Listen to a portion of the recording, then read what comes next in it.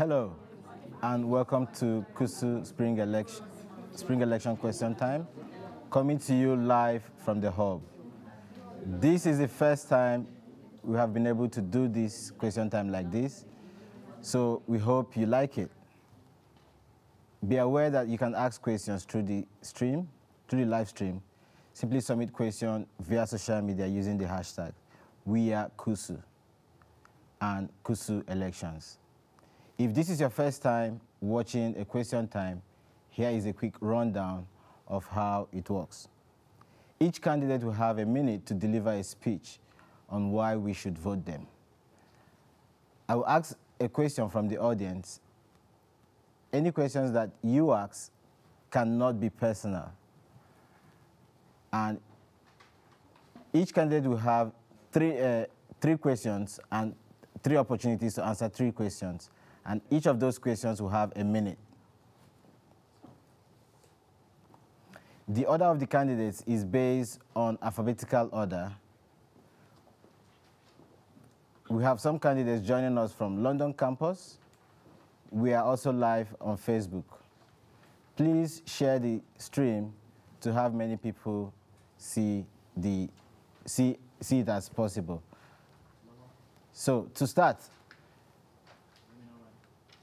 I would like to welcome the candidates running for the Vice President, Internationalization and Culture. Please, a round of applause as we welcome Blessed and Late. All right. Blessed, sit down, make yourself comfortable. I should believe Late is unable to join us today. Blessed, you have a minute to tell us why students should vote you as the next Vice President, Internationalization and Culture. Hello everyone, my name is Blessed Purple, and for the past year I've had the single honor of serving you as your Vice President for Internationalization and Culture.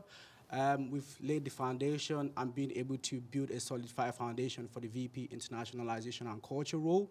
However, there's still a lot more to be achieved, like building the international body scheme into a fortress and raising awareness for more awareness for One World Week and more employability support for international students. We have students from across different parts of the world in Coventry University. So celebrating diversity is a key priority for us, and a vote for Blessed is a vote to celebrate diversity across all our campuses. Thank you. A round of applause for Blessed. And I think you might as well keep the mic. So from the audience, has anyone got a question for Blessed? Okay, over there.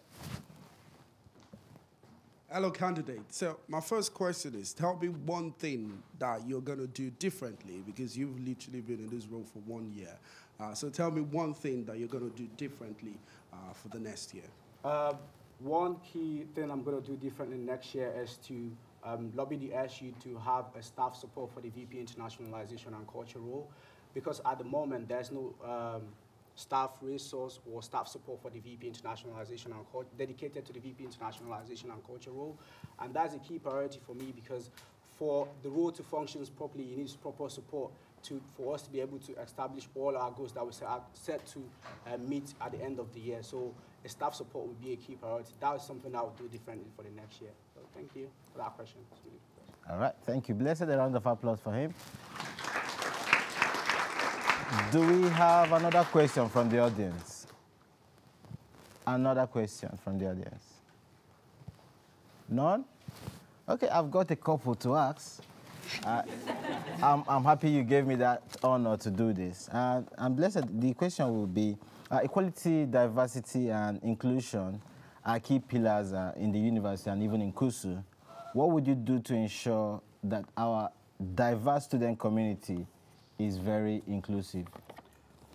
Like I mentioned when I was giving this speech, I did say diversity is a key priority that has to be taken into consideration in the university, because we have students from across different parts of the world. And last year, we were able to run the One World Week campaign, which is a campaign to recognize and celebrate diversity on campus. So next year, the idea will be to make One World Week bigger for students, so students feel more comfortable in the university, because if you celebrate different cultures and celebrate different students, and we're able to celebrate our student body, then students will have the sense of belonging to know that Coventry University actually celebrates them and value them as students in the university. All right, thank you for that. Please, a round of applause for Blessed. I still have another question for him, and the question is, with so much uncertainty around the fate of our EU students in the face of Brexit, how would you ensure all our EU students feel represented within the university? The best, because we are not sure of what the outcomes of Brexit is going to be at the moment, the best thing is to work with the senior management of the university to have an update about different changes that might be affecting students on Brexit, and make sure that those changes are effectively communicated to students so that students actually know what to expect, so they are not taken by surprise if any changes happen towards Brexit. So that's how I approach that. All right, thank you for that. But I have last question for you, and that would be, what would you need to do differently to ensure more participants from a diverse cultural background and nationality actively engage in the One World Week? We ran the One World Week campaign, like we said, and it was a success, but we want it to be more successful. So the best way for us to do it next year is to involve a lot more societies, a lot more communities that we have in the SU, to make sure that all students in the SU or in the university at large and across all our other campuses are involved in the planning and putting together of One World Week, to make sure everyone has a sense of input, because if students input into events and campaigns that are going around, then they will feel that they are valued by the university. So that's what I would do differently. Involve a whole other range of, all the range of students that we have across all our campuses in the campaign, and make sure that the promotion is out there. All right, thank you very much. I can see you're very conscious of time. And I would like to say, please, a round of applause for Blessed as he goes back to his seat. Thank you for having me. Thank you. All right, so the next set of candidates we'll be inviting are those standing for the role of the Vice President, Welfare and Community. And we've got 7 candidates. And please, a round of applause as they come to the stage. And we have Abimbola, Adam, Anastasia, Chimezie, Ime, and Fumi, who will be joining us over via Skype on the London campus. Please make yourselves comfortable. I'm not that scary. You can come closer to me. Yeah, all right. Please make yourself comfortable. Good. So Fumi will be joining us via Skype from the London campus. And I would like each of you to know, and I would also like to remind you that you have just a minute. If you exceed the minute, I'll cut you off. Okay? So I wouldn't want us to get to that point where I cut you off. So you have a minute to tell us why students should vote you as the next Vice President, Welfare and Community. And over to you. Looking at you, you make me look so nervous. Oh, sorry. Yeah, so the essence is to make you feel very comfortable. Okay, thank you. Yeah? My name is Abimbola Ojo, and I'm running for Welfare Community Officer. I'm a student rep, and I understand some of the situations students face when it comes to accommodation and examination, and also discrimination among students. And also, I would also like to create a platform where we can get a lot of students come together and work on their mental health and also their well-being. Thank you. All right. So unfortunately, Adam cannot. Please, a round of applause for Abimbola. Unfortunately, Adam cannot make it tonight, and we'll also. Okay, so I would like to hand over to Anastasia for a 1-minute speech. Hi, my name is Anastasia Hazel, and I'm running for Vice President for Welfare and Community. You should vote for me because I'll help further the welfare of students through the big cause that the Student Volunteering Team stands for. I intend to seek more volunteering and work experience opportunities for students in and outside the UK. I will ensure a prompt mental health team is available throughout university hours. As a contribution to the BAME community, I want to organize blood donation sessions towards sickle cell and thalassemia diseases. Once again, the name is Anastasia Hazel. Vote Anastasia Hazel as #1 for Vice President for Welfare and Community. Thank you. Thank you. Please, a round of applause for Anastasia. And we go to Chimezie. Hello, good day, everyone. My name is Oku Chimezie, and I'm contesting for the position of the Vice President, Welfare and Community. you should vote for me because coming down to Coventry, I've had several opportunities back there at home to hold positions in welfare and community there and understand what it means to be in place where you're not accepted. So I tend to bring acceptance to everybody, irrespective of where you're from, and I accept to increase this from my experiences I've had here, especially yesterday when I had an experience of being treated because of racism. I was driven out from a factory where I was working because of the people there are not my type of persons. I was sent out. I tend to bring a stop to such thing. Thank you. All right, thank you. Please a round of applause for Timothy. And over to you, Ime. In 1 minute, tell us why we should vote you. Good evening, everyone. My name is Ime Usoro, and I am a postgraduate student of oil and gas management. I'm here to tell you why a vote for me is a vote for a better student experience. My amazing experience on my arrival and other key issues in my manifestos are some of the reasons I have put myself forward to serve you as your vice president. My idea is that every student gets a smooth transition in every area that involves settling into the new environment. I believe certain key areas, ranging from safe environment, good and comfortable accommodation, healthcare, social contact, and interaction, will lead to a pleasurable experience. Coventry University are highly ranked as a university with quality student experience. I intend to follow through on this part by implementing the measures stated above. I am passionate about making a difference, and this is why voting for me will be... All right, thank you very much. Please a round of applause for him. And we will now go to Fumi, who has joined us via Skype. Fumi, can you hear us? Yeah, Good. clearly. Hi. Hello. So can you tell us in a minute why we should vote you as our next Vice President, Welfare and Community? Thank you very much for the opportunity. Hi, everyone. My name is Fumi Olugoja. I'll be running to be your Vice President for Welfare and Community Officer. I'm here to support your journey at Coventry University. So your health, well-being, and happiness are my #1 priority.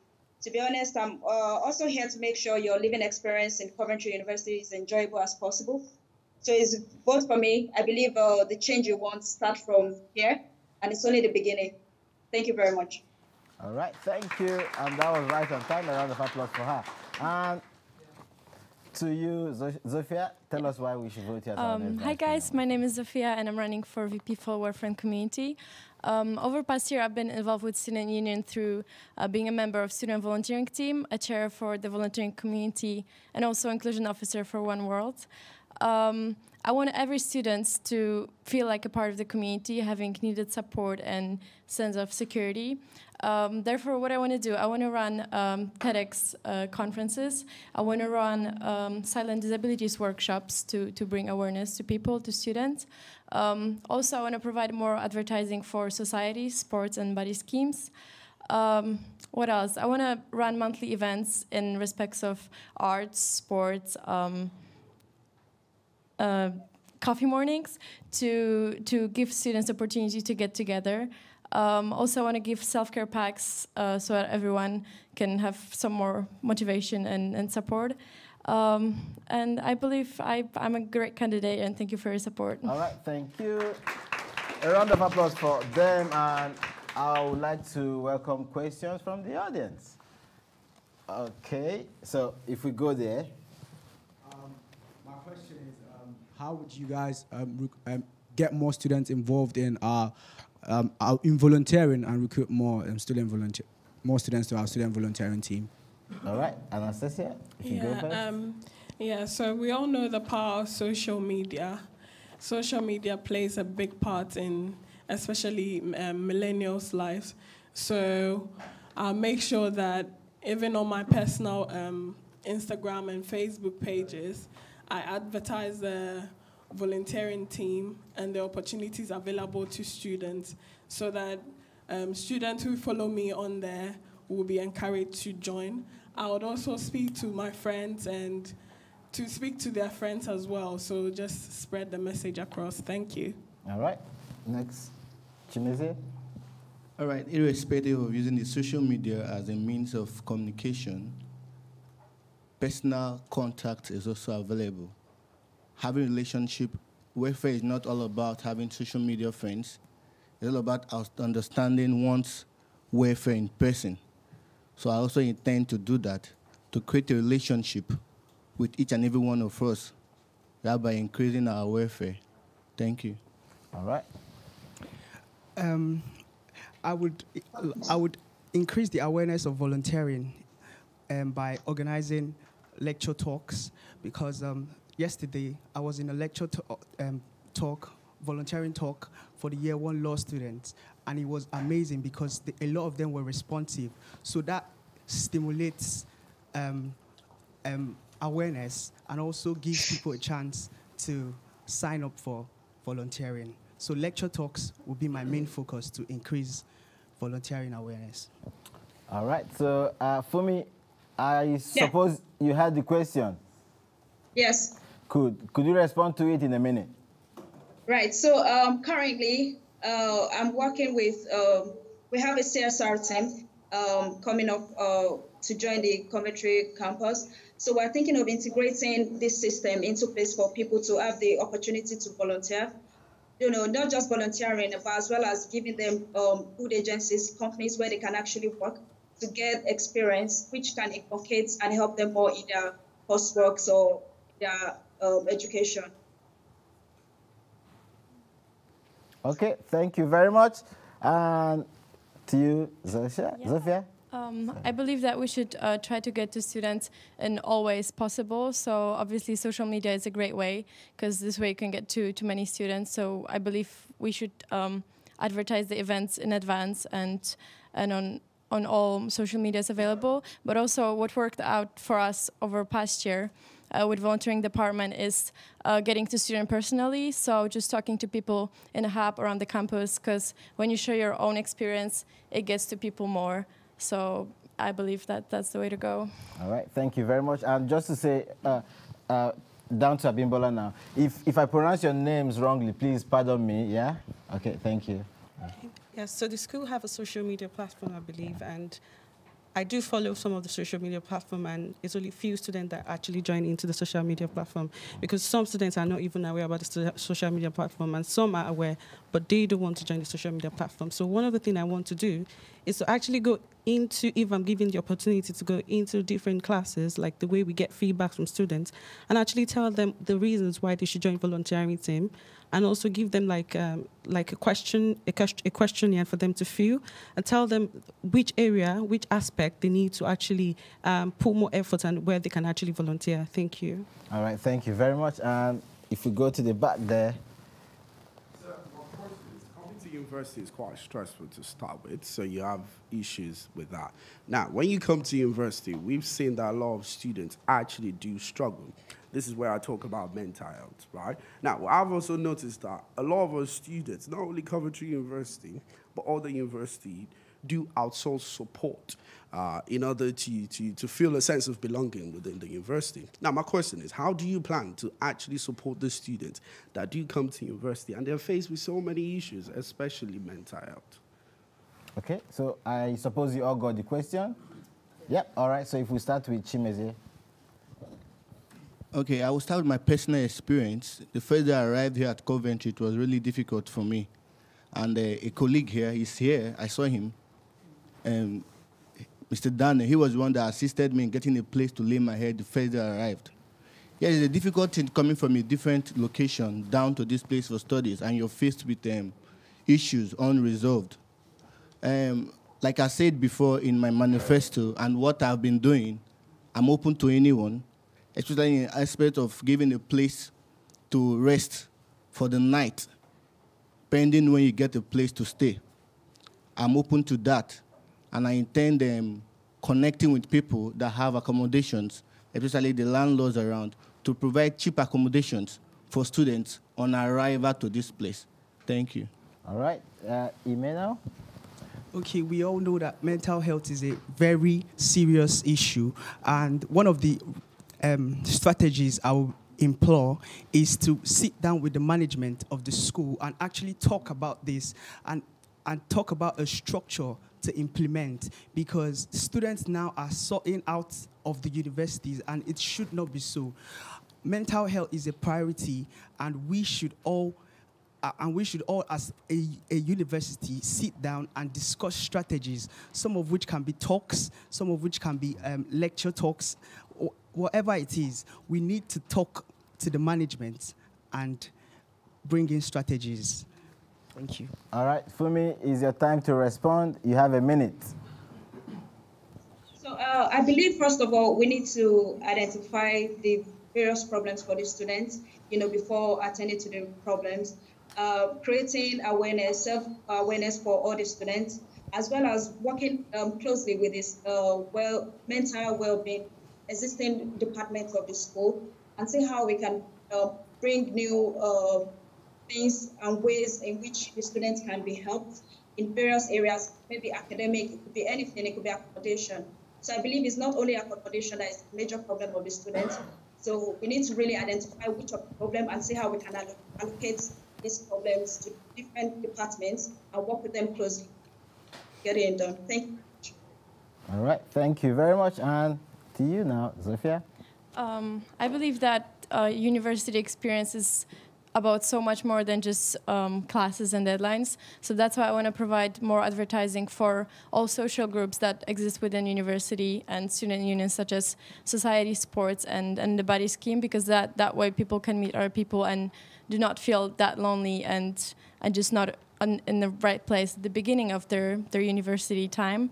But also I want to provide more advertising and just more awareness to all the mental health help that student can get, because I know there are a lot of resources available at university and students union, but people are just not aware of that. So that's going to be my main focuses in next year. Right. So if you can bring the mic down this way. All right, Abimbola. Okay. Students settling down in the UK to school, it's a major problem. But going out of that, we need to also think of contract issues, especially when students settle down into the community and get into the apartment. Majority of the students are having issues with their landlord contracts, and most of them are made to pay more than or less than, and if you're made to pay less than, you have to pay more than either ways. So these are the issues we need to talk about. We need to talk to the school. We need to create a platform where we can actually lay hands with the Coventry City Council and get to meet with the private owners to actually work together with them to provide cheap accommodation for students, and not only cheap accommodation for students, but a suitable and a comfortable place for students to sleep on. All right, thank you. Anastasia? So there's currently a mental health team on campus, but the process that you have to go through to actually get to the team is really, really long. Like, if you're having an episode for your mental health and you go there, you're made to fill out this long bureaucratic form. In fact, it doesn't help. So I want to advocate for a prompt mental health team that's going to be on campus, if not 24/7, at least throughout university hours, so that if university students need prompt mental health assistance, they can go in for professional help. Also, working as a student ambassador, I've actually had the chance to meet students at the airports when they come into the UK for the first time. And I believe that I can relate to their struggles. All right, thank you. And that is your 1 minute gone. I would like to welcome another question from there, and that should be Nicole. Hi, so this question has been sent on Twitter, on our social media account, and it's directed to Anastasia. So someone's asking, we already have a mental health team on campus, so why do we need this in your manifesto? Yeah, that's what... Hold on. How, there's another part of the question, and how are you going to get work experience and opportunities for students from outside the UK? Okay. So Nicole, I would like you to maybe kind of paraphrase the question a bit so that everyone on all of the candidates can actually answer the question. All right. So how we already have a mental health team on campus, and how are you going to manifest that with the existing team? And how are you going to get work experience and opportunities from other students that live outside the UK? All right, pass it to you. Yeah, we'll start with you. Okay, first of all, mental health, the idea of people struggling with mental health don't usually come out to say, I am struggling with mental health. So organizing talks is always never fertile. What we should increase is the social activities. One of the main issues that causes mental health is the loneliness, the depression. So if we increase the social activities and make people more involved, that will help the mental state of an average student. Secondly, for the employability,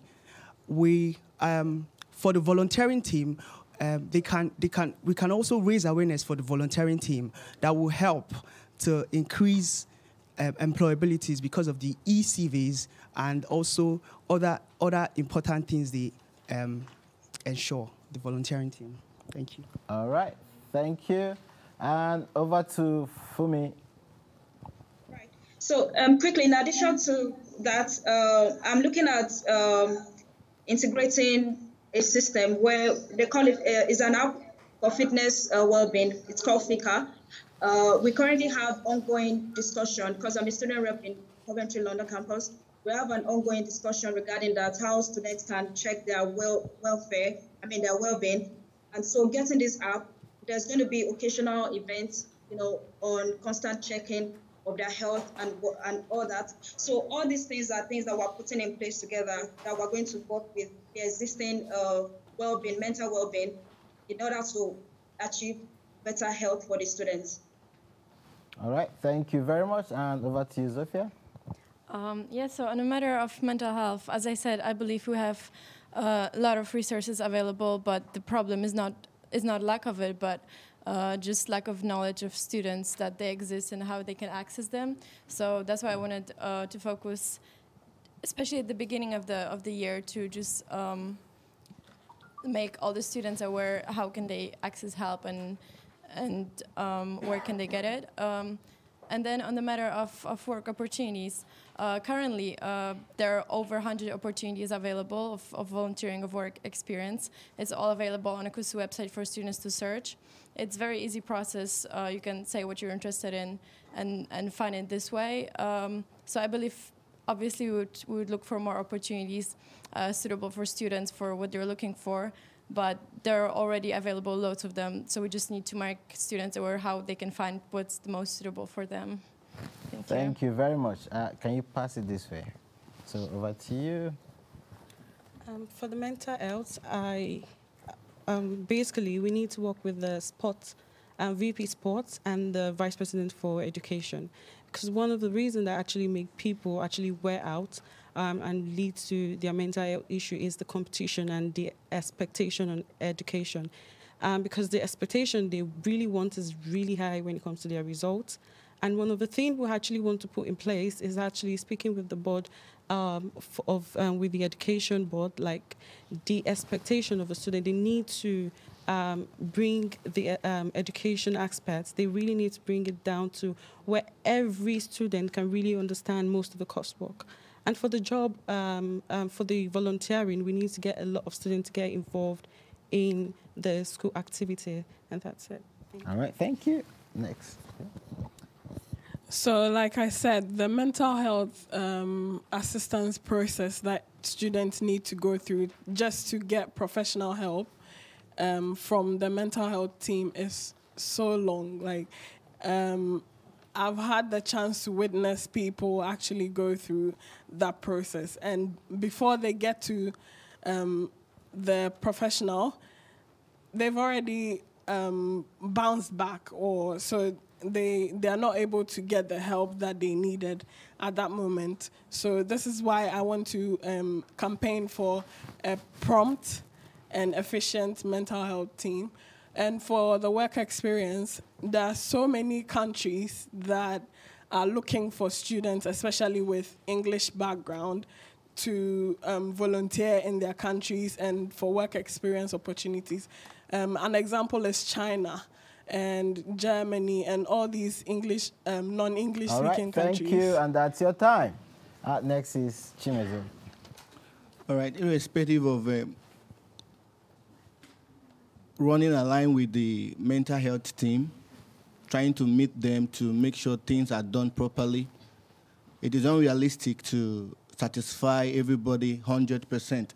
The school is a big school, so we know we can't meet everybody's mental health issues here in this Coventry, but we are trying to reduce it to the barest minimum. Now, how do we do that? Irrespective of aligning with the people that are in charge of the mental health, you personally, how have you done? I personally, you can also increase someone's mental health personally from your own personal savings and personal intentions. And in the aspect of building work experience, I've only been here for 2 months, and I can tell you I have experience in security jobs.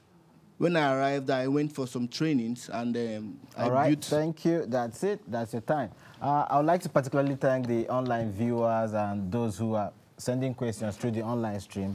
I'm really grateful that you are doing that, and I also like to encourage everyone to go through the manifestos, dig out questions from there, and feel free to ask the questions. Please, before you go, I was former Vice President, Welfare and Community, so this role is quite personal to me, and I might be biased, and I would like to ask just one question to everyone. I wouldn't want to keep you long. I know you've spent so much time talking to everyone. And that question would be, so in Coventry, there has been instances where refuse has been disposed indiscriminately. What processes would you implement to ensure students understand proper processes of waste disposal? So we'll start with Ime. First of all, I think the first thing to do is to introduce that system of recycling in our induction, because most of us, like for me, I wasn't aware of the recycle pattern. So when I came in, I expected to be taught how to dispose waste properly. So one of the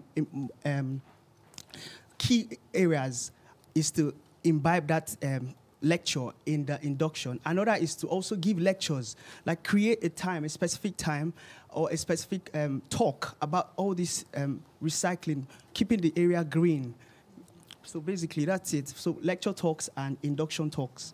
All right, thank you very much. And to you, Fumi, please, can you answer the question in 1 minute? Right, thank you very much. I believe we can work with existing platform, which actually takes care of that area, constantly reminding them, also orientating the students, the new students, setting a legacy for everyone to follow. I think that way, working together with other departments will make it easy and make it more functional for the entire university. All right, thank you very much, Fumi. And over to you, Zofia. Yeah, I believe that we need to bring awareness and information to students how to recycle, what to do with their waste over here. I believe we could work with different communities within student union, as well as student wardens. I know they're already working on a project to make it easier and easier to access the information, how to recycle and what to do with your waste. So I believe we just have to make it, make the students aware of how to access the information. All right, thank you. Please pass it down. All right, over to you, Abimbola. Yes, I think induction will be fine, but like a constant reminder also would do a great job. So, for instance, when I get a mail from school, I'm very, very particular to read the email.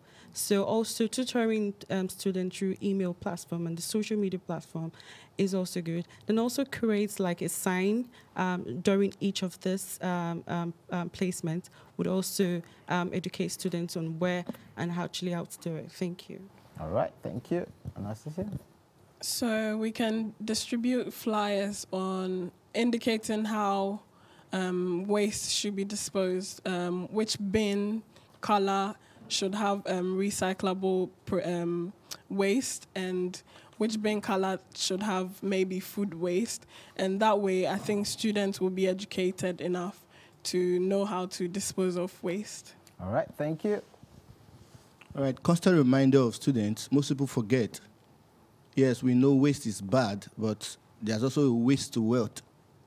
We could introduce that waste to wealth and give the students proper orientation, pep talks, and constant reminders of process of disposing of waste. I think that will help. Thank you. All right, thank you very much. Please, a round of applause for all the candidates. And to all those who asked different questions, thank you very much for the questions, and keep sending those questions through the online stream. And please, I would like you now to make your way back to your seat. Thank you very much. A round of applause for them as they leave finally.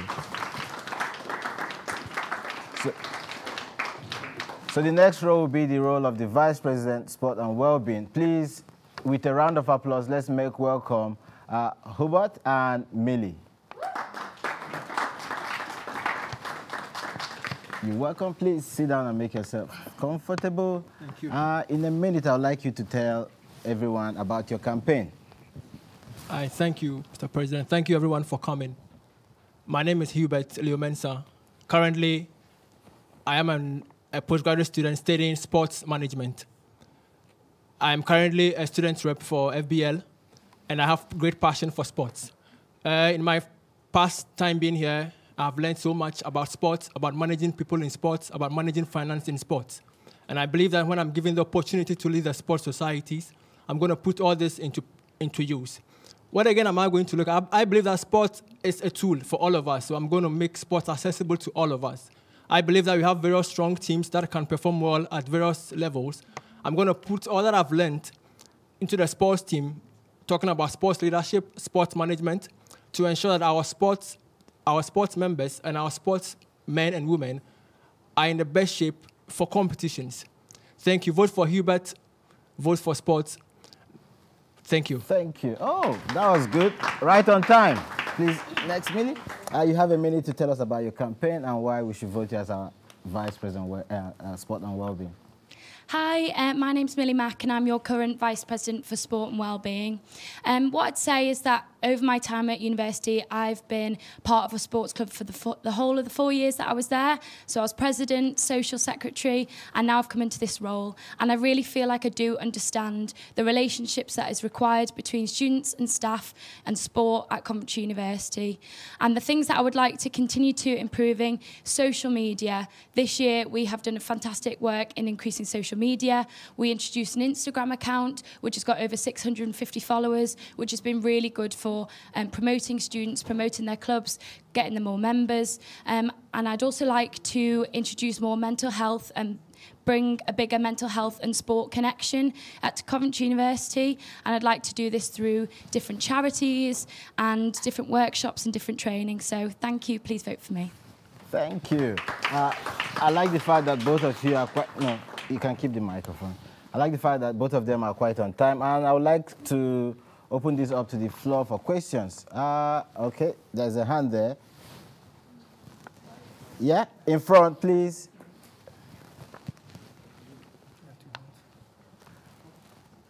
My first question is, we've been playing varsity for more than 20 years now.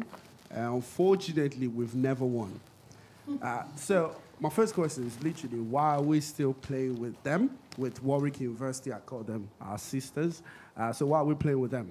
And the second one is mainly, are there any other ways we could actually improve so that we could, at least maybe for once, just win? I would actually love to see that we win before I leave. So is that possible? All right, so you have a minute to respond to that question. So from what I've learned from this past year as being Vice President of Sport and Wellbeing and my time at the university, that actually it's much more than winning than what it is to students, because students love getting involved. They love the competitive. It's not to do with the winning. They don't care about that. They love coming together as a family and getting involved and, you know, creating this brand that we did this year, the We Are Blue. It's worked really well. So I think we could have talks with the sports community and see maybe if they did want to do varsity against a different university or different ways that they could do it. But it's more to the students than winning or losing. And I'm sure I can speak as being a sports student myself and from this role that it's much more than that. So. All right, thank you. Hubert, you have a minute to respond to that. Thank you for your question. I read an article this morning about a letter from a fan to PSG, to the players of PSG. To the players, the next day they'll forget about the loss, but for the fans, it's in their heart for the rest of the time. I believe that the fans would also want to see winning. I'm going to re-strategize and see the ways possible to put the best in our team members. It's all about looking at what can be done to solve the problem, get the winning for us, and get the team going. I believe it's a win-win. If the team wins, the supporters are going to be happy, and the players are also going to be happy. So I believe that we can re-strategize and see what is really going on and find ways to win. It's good to win. Thank you. All right, thank you very much for that. You can still keep the mic. And I'd like to welcome the other question from there in front. Yeah, the second line. Thank you.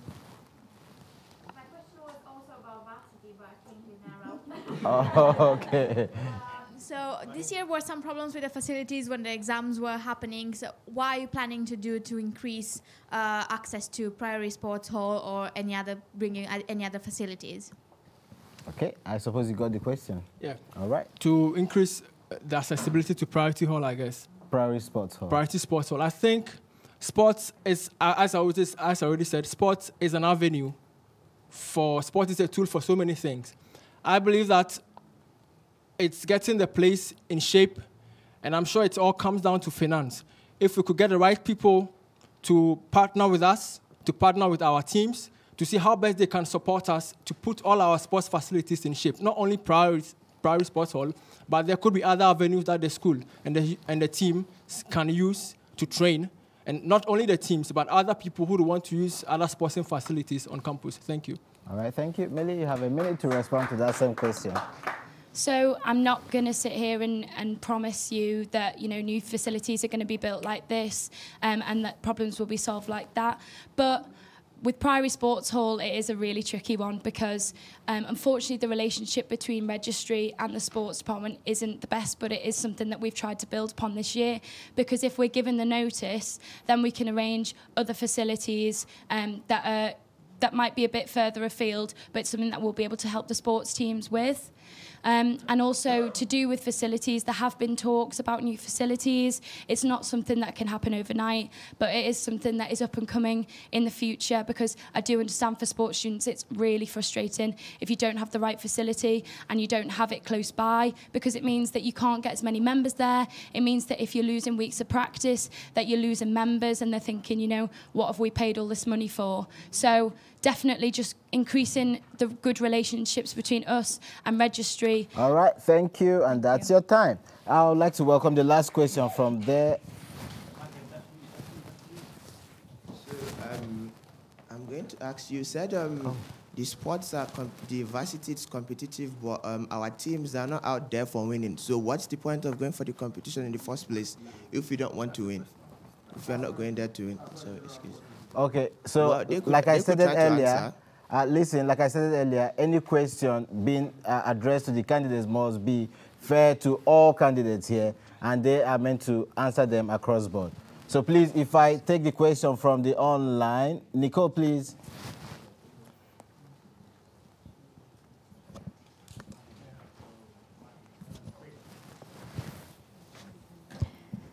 All right. So my question for you is, what sort of changes will you make in terms of sports facilities and that not being available and suitable, such as Priory Hall?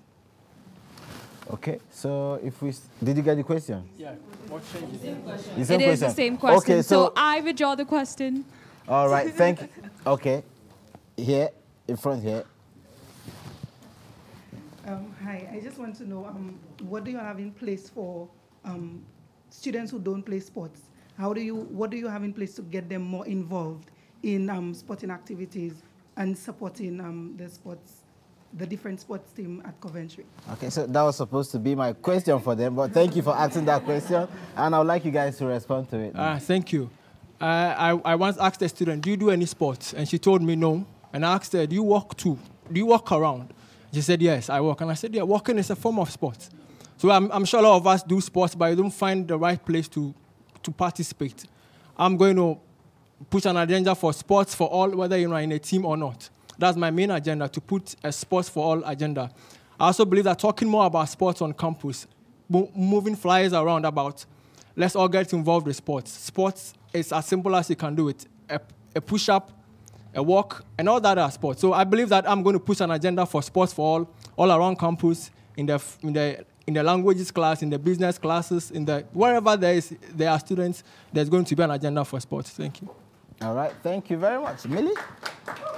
So I think pushing for people to play sport who don't is actually really difficult. And I think it should start right at the beginning. So it should start at sports fair. And the way that we're going to be able to get more people involved is education of the current students. And what we're going to educate them with is how to create this environment that is inclusive of everybody and everyone feeling like they could be included within that club regardless of their ability. So it is about increasing their recreational as well as their, really competitive clubs that play every week or play in the league or play in books. But it's about helping the clubs develop their recreational side and really teaching them how to give all the students the opportunity to get involved, because some of the students don't know, some of the clubs don't know, and that's not their fault. They need our guidance to help them, and that's how it will work, because the relationship between sports and them to increase the recreational side. All right, thank you very much. No, Millie, keep the mic, Millie.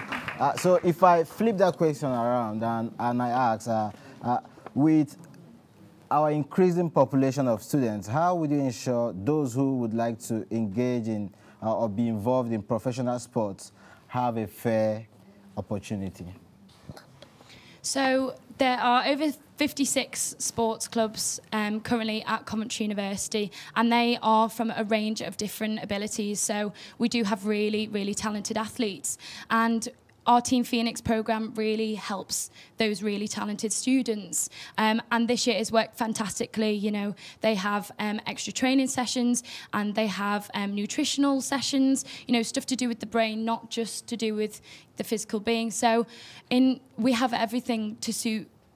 Well, we don't have everything, but we're working on, building up all the clubs so that they can, cater for the students with a lot of ability and students with less. But, we're learning all the time. We don't have all the facilities straight away. We don't have all the clubs straight away. But that's why sport changes every year, because you don't know what talent you're going to get through, and you don't know what talent that you're going to have leave. So, yeah. All right. Thank you very much. And to you.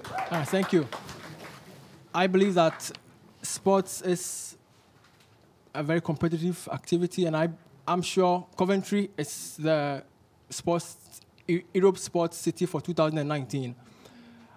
It's that for a reason. We have a lot of sports teams around, and I'm sure that I'm going to ensure, or I'm going to push for an agenda where our active and our professional sportsmen would have opportunities to compete with other teams around.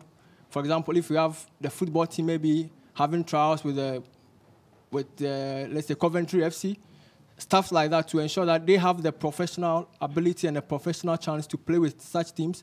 And we have a lot of other great teams around in other sporting facilities and in other sporting opportunities. And I believe that giving them the opportunity to play outside uni is going to help them to really put up their best. Yeah, thank you. All right, thank you very much. And a round of applause for Millie and Hubert. And I would like you now to make your way back to your seat. Please, a round of applause for them as they go back. So, the next role will be the Vice President postgraduate, and I would like to welcome Adu, Mayowa, and Nelson. Please, I would also like us to understand that Peggy will be joining us via Skype. And yes, so you're welcome. One of you will definitely be our next Vice President postgraduate. I would like you to tell us in a minute why you should be the next Vice President postgraduate. Okay. My fellow students, I am Kwabena Edichumkwe, and I've come to you this evening to appeal for your support and your vote. Elections matter, and they have consequences. Next week, all of us have the power to make a decision that will affect our students' union for the coming year. I have seen postgraduate students who are struggling on their courses. I have seen those who struggle to embrace the new challenge, and I've also seen those who struggle to gain proper employment. What I have seen convinces me that we need to change the way we do things. What we need is a leader that promotes inclusiveness, is bold and decisive. To my undergrads, I say to you today, if given that mandate, I know you go through troubles in terms of gaining education, going further was to do postgraduate. But if given the mandate, I'll do what I can in my power to make sure that that decision becomes as easy as possible. Now I invite you all to join me on this journey as we create a wonderful experience for all students. Thank you very much. All right, thank you. To you, Mayowa. Wow, it's a wonderful atmosphere here. My name is Mayowa Odusanya. I am a postgraduate student of FBL Law, serving presently as senior course rep. My department is MA Human Resource Management. I've got 4 agendas for my students of Coventry University, starting from the first one, incorporating the leadership of each program and school representative into the union from the outset. Encourage one-on-one interaction with the students right from the induction activities. And the third one says, encourage more participation of students in sporting activities through the direct involvement, because I had a sport activities that happened last week in my department, and I noticed we were able to pull close to like 30 Asian students to take part in these sport activities, and some of them were telling me postgraduate students don't take part in sport activities. I hereby tell my students to vote for a competent leadership and a comprehensive change. Thank you. All right, that's your time. Thank you, and we go over to Nelson. Hi, ladies and gentlemen. My name is Nelson Mandela, and I'm here to serve. A man of few words, though. Had the plights of postgraduate student and keeping around employment and employability. I know there are very good and better services which the employment and careers departments are offering, but there are very little awareness. Some of the postgraduate students don't know of what they are being offered.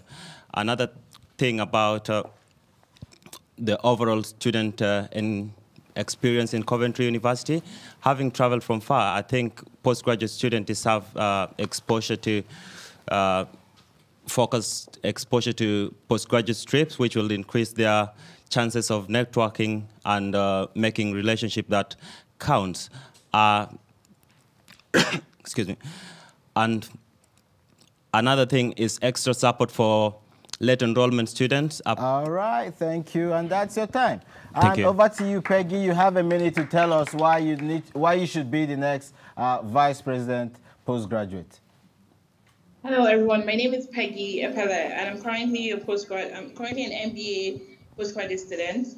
I believe postgraduate students are not properly represented in Coventry, and I believe they need more representation when it comes to their welfare, their democracy, their education, and ways in which they can help themselves grow when they finish studying. So my role is to make sure that postgraduates are well represented when it comes to having better relationship with your staff, with more postgraduate students, because sometimes you come to uni and you only get to know people in your class, or you feel like you can't get to know people because you're older. But this is a place where I believe postgraduates can get better relationships among all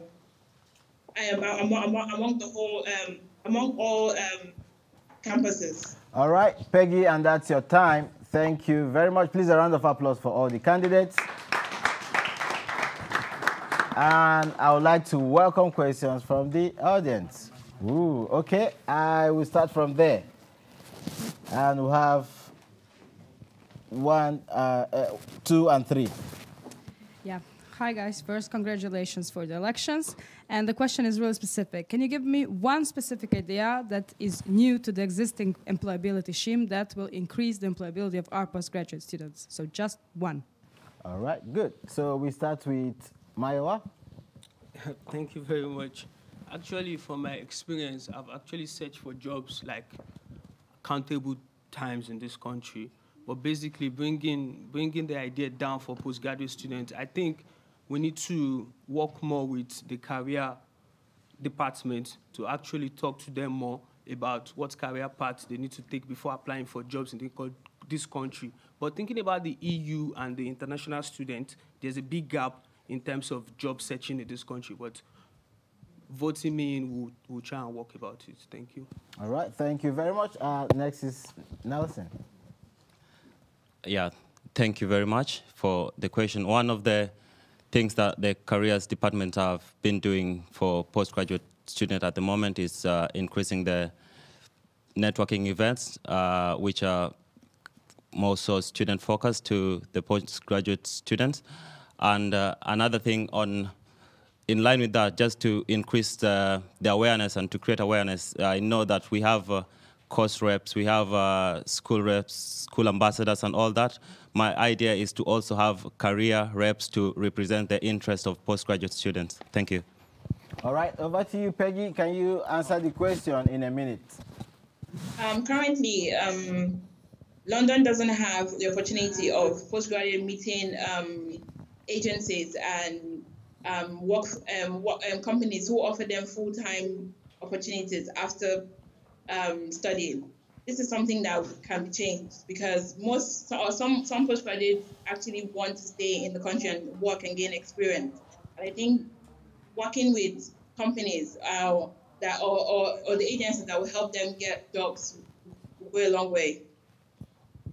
All right, thank you very much. Adu, you have a minute to respond to that same question. Okay, thank you very much for the question. I gave out my manifesto. I'm not sure if you guys have seen it. On the first point, I stated on the global event. I believe every person who wants to do a postgraduate course is an ambitious person, someone who wants to get somewhere in life. The global events idea is something which is born out of what Warwick does anyways, which is the African Summit. I want to create something similar here in Coventry through the Student Union. By doing that, I want to invite globally ready world leaders, international leaders, political leaders, business leaders, and it will be a summit where companies will be able to come and join so that you'll be able to speak to them physically and know what they're expecting. You'll be also be hearing from leaders who have already done it, who have experienced it, so that they'll be talking to you and giving you real life experience about what is going on and what to expect if you go out there to look for jobs. Thank you. All right, thank you very much. And the next question will come from you on the second row here. Blessed. My question is, what are the key qualities that you have individually that you think would be relevant to this role? What are the key qualities that differentiate you from other candidates that you think would be relevant for this role? Okay, Nelson, you have a minute. First of all, I'm a member of Young African Leaders Initiative, where I've had experience in courses which are aimed at leadership courses, and I've had also practical experience to implement what we've learned in terms of environment conservation and being a FGM crusader back in my country. And another thing, I've been volunteering as a youth workforce volunteer in Slough, which I've done for 3.5 years, and I work with the youth. And it's a position which I find rather fulfilling. As a leadership position, it's always about impacting other people's life.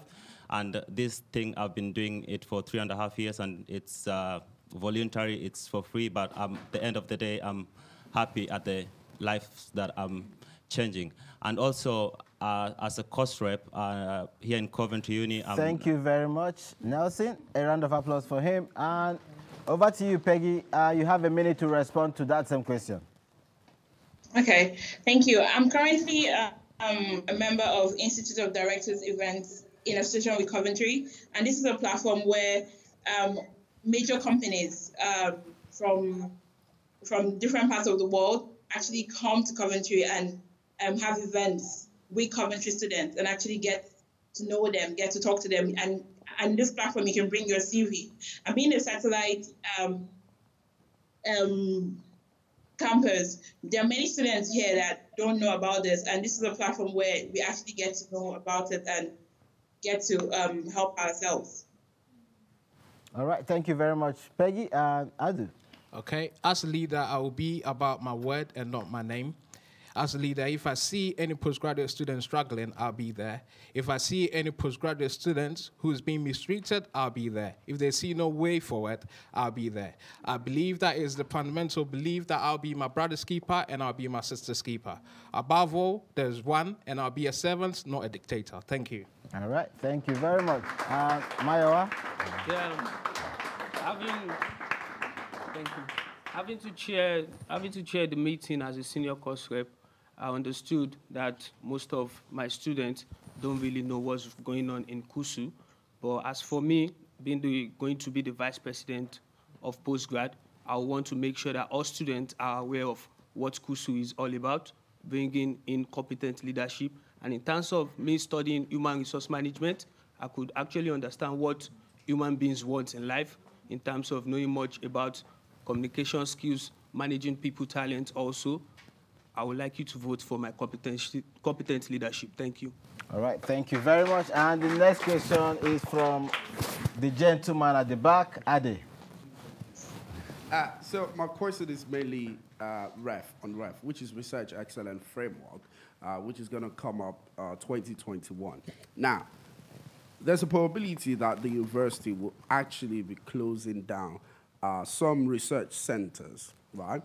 As the next incoming vice president for postgraduate students, how do you intend to actually stop this? Because you represent students. Okay, so we start with Nelson. As we know that at the end of the day, the university also has its business aspect, but the student welfare and interest matters most in every decision that has to be made. So my take is just to champion this, bring it to the student, because the position that this position is a position of influence, and when you have the interest of the student and when you have the backing of the student at heart, you can always find a way where there seems to be no way. So mine is to create awareness, get the backing of the student, and put the interest of the student at heart. Thank you. All right, thank you very much. Peggy, you have a minute. Thank you. I think one major aspect is that I will highlight the importance or the benefits the students bring to the university, and not just financial benefits, but the impact the students will have on the economy, and the experiences they will have, and how this will benefit the university and the country. All right, thank you very much for that. And Adu. Okay, thank you for the question. It is quite unfortunate that budget cutting has become the norm now, that most companies, most universities are using that way in ways of saving money. Either way, it is going to happen. But one thing that I can promise is that I will make sure that I liaise with the university to make sure that the students is at the key or is at the places in terms of when they're making decisions. Because I believe that at any time, the people who will be affected is the students. And if I am with them and I'm making sure that through their decision processes, they are making sure that the minimal impact, it has to be a minimal impact on the students, especially those who are doing their PhD. So in order to avoid that, I'll make sure that they come up with a contingency plan. And through that contingency plan, the students will be able to follow it, the university will be able to follow it, so that we can all come into agreement before this whole thing happens, before time. Thank you. All right, thank you. And Mayowa? My answer will be short and simple in terms that basically I think getting to talk to students is more about not only me, because I'm also a student. For me, I think talking to students, sharing more of innovative ideas about cutting down the budget, I could try to create a separate committee in terms of not only talking about CUSU alone. There should be a separate student committee to talk about the issue and find a solution to it. Thank you. All right, thank you very much. I don't know if you have any questions from the online. All right, good. So please, can we have a question from the online? The question was from Livia360. What are you going to actively do to ensure you're not just adding on to academic inflation? Okay. So we'll start with Peggy.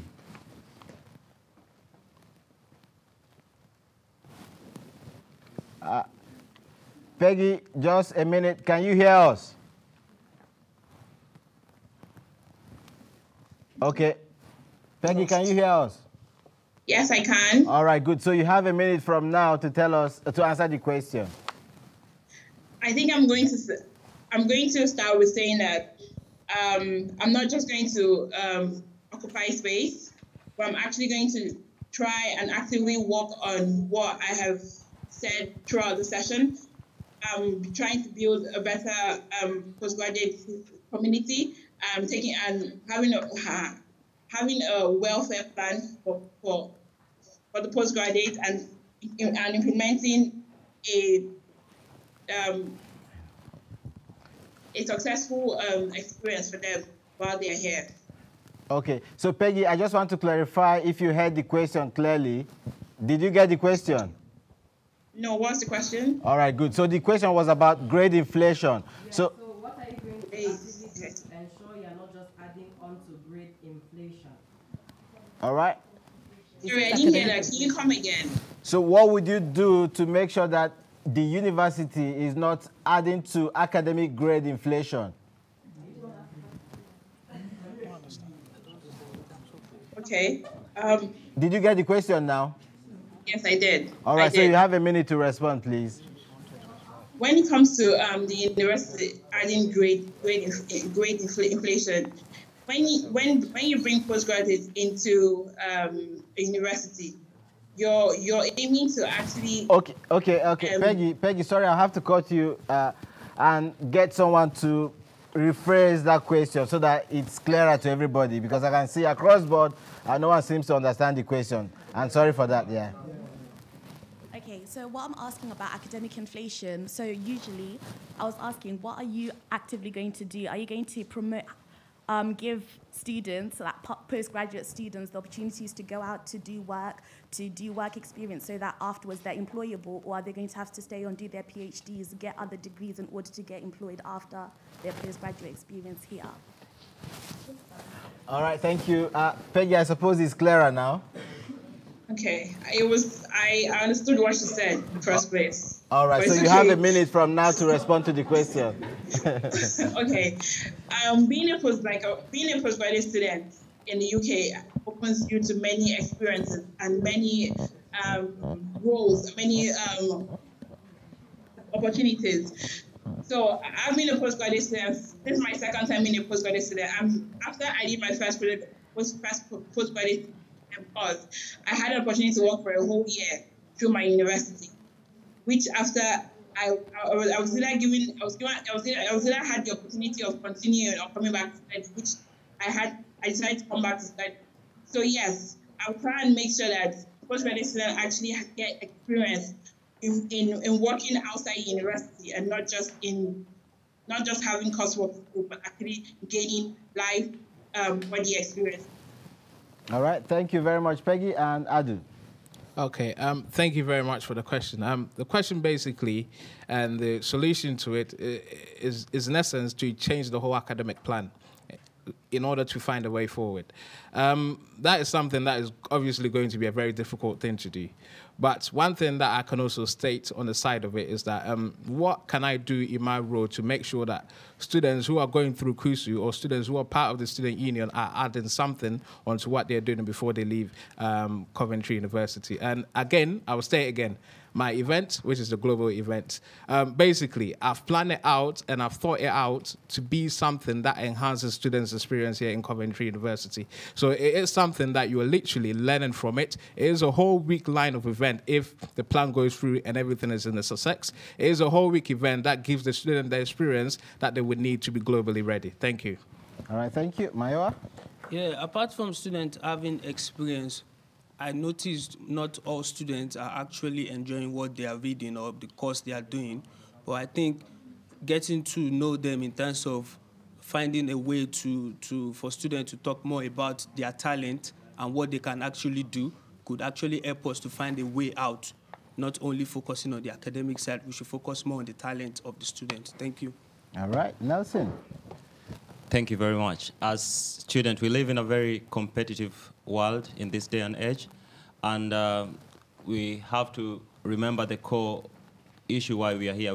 We've all come here to study and to be employable, or in the near future go into business or things like entrepreneurship. So for students, just to champion and create awareness of the service that the Careers and Employability Department are offering, or for the support. And also, it's not always just about employment. There are other opportunities which, once you finish your degree, you can venture in. Business is a good platform. So it's just to continue creating more events and just to make sure that students are aware and prepared to face the challenges that await them as they finish their courses. Thank you. All right, thank you very much. You have a question from Twitter. All right, so let me give the opportunity as well, sir, please. So the question is from Nikita. For postgraduate vice president, how are you going to involve undergraduates in your ideas to improve the life for all students at the university? Okay, so how do we start from you? So the last point of my manifesto is something that I've named it the mentorship scheme. Being there, being an undergraduate going on to do postgraduate, one thing that I felt I was missing was that I felt that contact in order to know what I was meant to expect. Through the mentorship scheme, what I plan to do is to create an environment whereby undergraduate students are partnered with postgraduate students on courses that they want to do.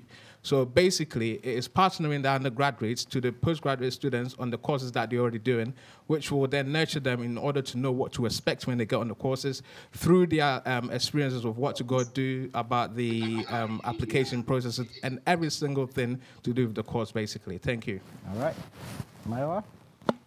Basically, I want undergraduate students, first of all, to understand what it takes to be a postgraduate student and what is actually in line in terms of what you need to do as a postgraduate student. So I want to create an awareness for all the undergraduate students to know actually the stages that requires you to be a postgraduate student. Thank you.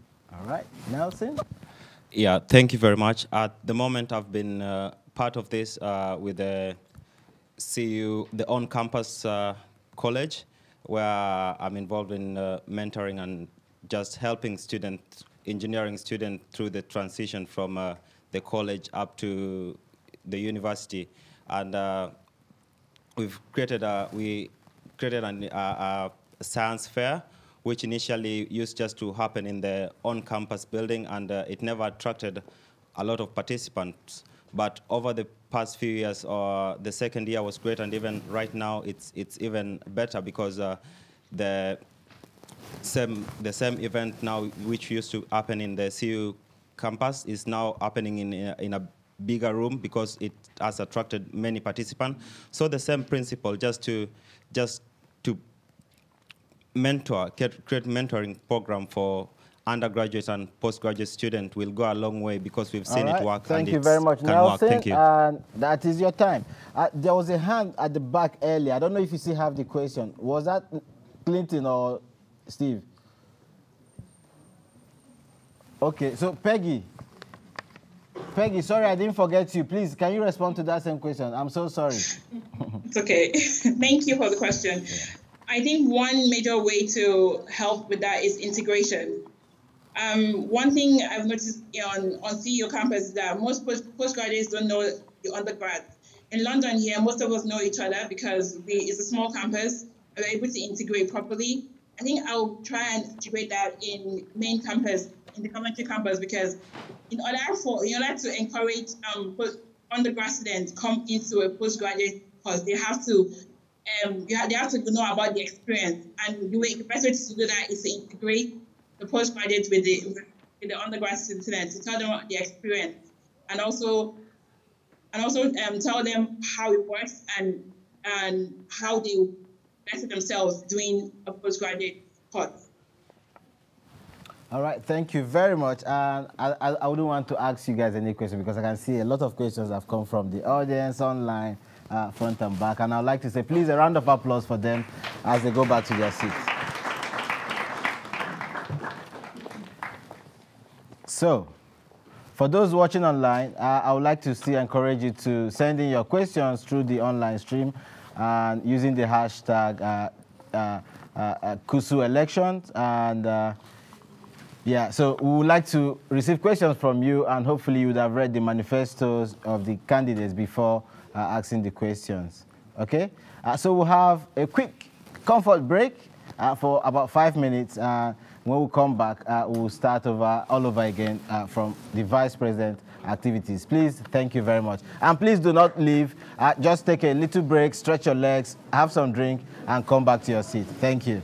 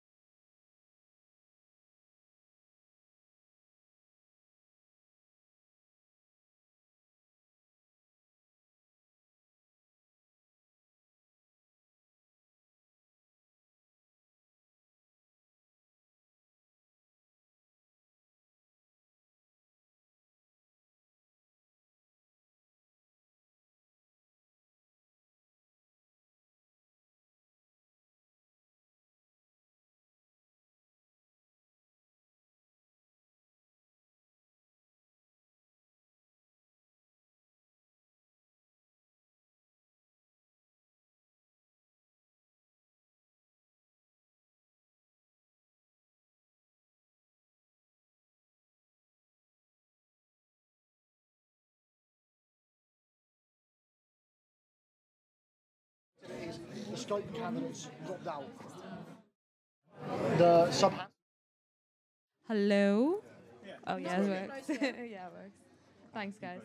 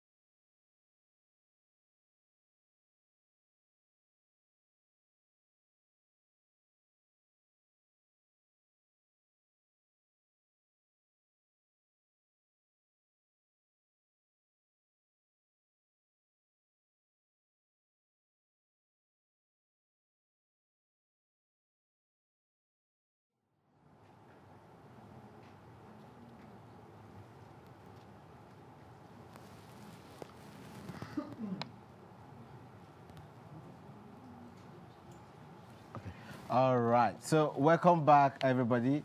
Remember to submit your questions using the hashtag #ThisIsCUSU and CUSU elections.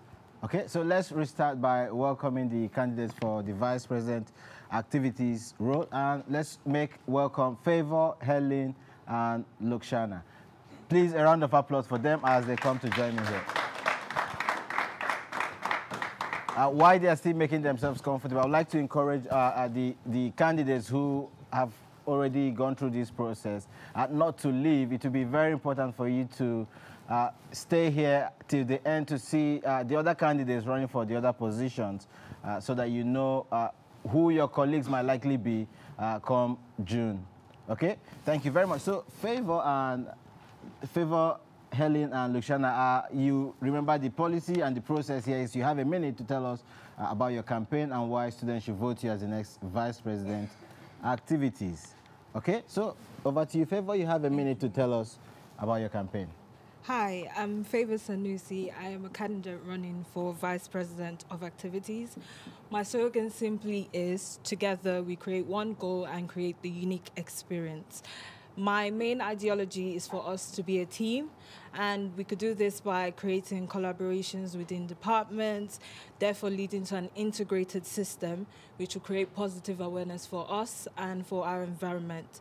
We can implement things such as talent forums, media and societal collaborations, media fairs, even student-run campaigns for sustainability goals and things like that. And then if we work together as a team, we're bound for success. But the thing is having teammates who are willing to work, and I am a teammate willing to work. And if I have you on my team, together we will be able to create that environment that is perfect for us, for Favor. All right, thank you very much, Favor. And Helen, you have a minute to tell us why you should be the next Vice President activities. Okay. Hi guys, my name is Helen Alam-Sigurd. I'm a third-year human bioscience student, and I would love to be your next Vice President for activities. Attributes that make me an ideal candidate for this role is that I'm social, empathetic, charismatic, imaginative, and a determined person. All my past experiences, like attending meetings, talking to staff and students, organizing, and many more, I feel will aid me in this role. Through speaking to both staff and students, ideas that I have for all departments is to encourage more student engagement, but more specifically for student media, I would love to give power back to the students. I'll do this by building more awareness about the student media department and all it has to offer, and trying to expand the student media facilities. For sustainability, I want to provide the knowledge and the understanding about social responsibility and sustainability by organizing more monthly student-facing activities like Green Week, and working towards creating a paperless post app that will reduce paper usage. For societies, All right, thank you very much, Helen. So I would like to encourage the candidates to try and speak up so that those in the room in the audience can actually hear you, as well as those viewing online. Okay, so Lukshana, you have a minute to tell us why you should be the next Vice President activities. Hi guys, I'm Lukshana. I'm running for Vice President activities. I have spoken to many society leaders, and I have come across many issues that they are coming across. One of them is like space issues that is being ongoing for many years, and I hope to tackle that if I get elected, and also timetabling issues, and I think this is one of the things that can be tackled if I'm elected.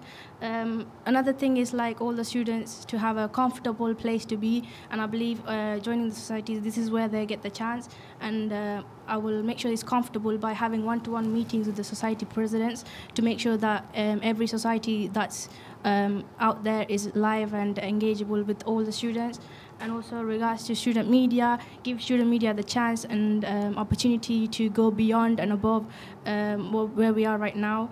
And this is to collaborate with the societies as well, give the chance to work, and also sustainability to lower the paper cost, make sure like student gets the chance. All right, thank you very much, and that is your time. So like I said earlier, I would like to encourage you to speak up so that the audience here can hear you, and those on the viewing online can as well hear you. Okay, so if you give the microphone to Helen, please, I would like you to give them a round of applause for the first few minutes. And unfortunately, Suban cannot join us via Skype. So I would like now to throw make it open to the audience to ask questions. So if you have any questions for these candidates standing for the Vice President activity role, please, can I have your hand? Okay, so I have 1, 2, 3. Oh, they are seated together. Interesting. Oh, is there someone there? Yes. Okay, 4. All right, so if we start from you, Tofumi.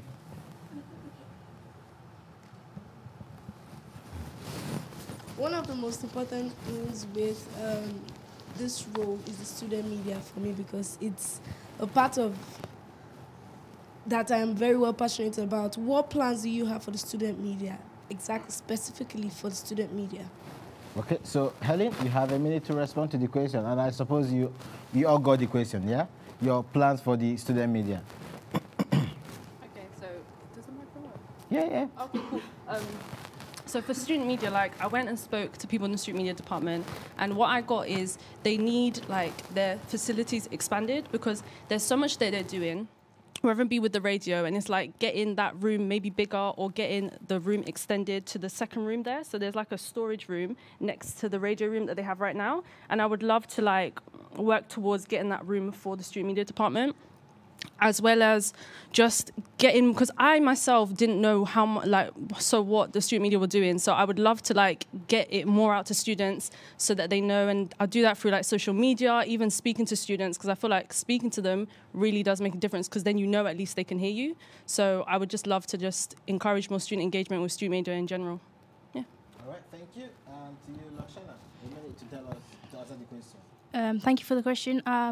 With regards to student media, I believe like students should get the opportunities to like work with other operators, like big operators. So my aim is to like work with, get the opportunity for the student to work with BBC Radio, and also like collaborate with the societies, as I mentioned before, give them the chance to go out there and get the viewpoints from the society leaders and all the the programs that they're dealing. Maybe like give them an opportunity to see what's going out, like what's happening, and all that. That's it, basically. All right, thank you very much. And to you, Favor. Thank you for the question. Sorry about that. With the student media, currently they've built a structure for themselves with the radio, the TV, the news, but it is the problem of awareness again, being able to know that students know about them. So I will be able to bring in a platform that gives them that opportunity to show themselves to the students. And not only that, create collaborations with different departments across the university so that they can actually see and be more involved with the student media. And that way, more students will engage with the student media. And also to create things like alternative media fairs, where the student media can come to the fairs and actually show what they do in presence of the students. And that way, the students can see what is available and what facilities the student media are able to offer. All right, thank you very much. Could you hand the mic over to her? So the next person after the lady who asked the first question. My question goes, there's at least 6 categories of societies, under societies. What would you do to support all the society, to support them equally to make sure that they reach their potentials? Okay, so did you get the question? Blessed, could you speak up a bit? The question is, there are at least 6 categories of societies in CUSU. What would you do to support them equally to make sure that they reach their potential? So 6 categories of societies in CUSU. What would you do to support them equally? Okay, equal opportunities is first thing, giving them equal funding, equal opportunity such as room services, as mentioned before, room issues, finding them the equipment that they need to run the programs, and the money, basically funding, that's it. So. All right, thank you. Favor? Thank you. To be able to give them equal opportunities to different aspects, I plan on creating an interdependent system where I can introduce something like a talent forum, or being able to show that they will be able to communicate with each other, in the sense that if they can each say what they're doing and each kind of entwine with each other, they'll be able to rely on each other for different aspects. So they will then realize that they're not standing alone. First of all, they can depend on each other, and also giving access, liaising with the top management to give them access to facilities that they will need over time. That way they can all find equal opportunities to be able to carry out those things that they feel are important for their societies. All right, thank you. And Helen? Things that I would do was try to offer each category of society equal amount of my time. So what I would love to do is basically provide more exposure for all societies and just find different ways to give them the exposure in their unique ways.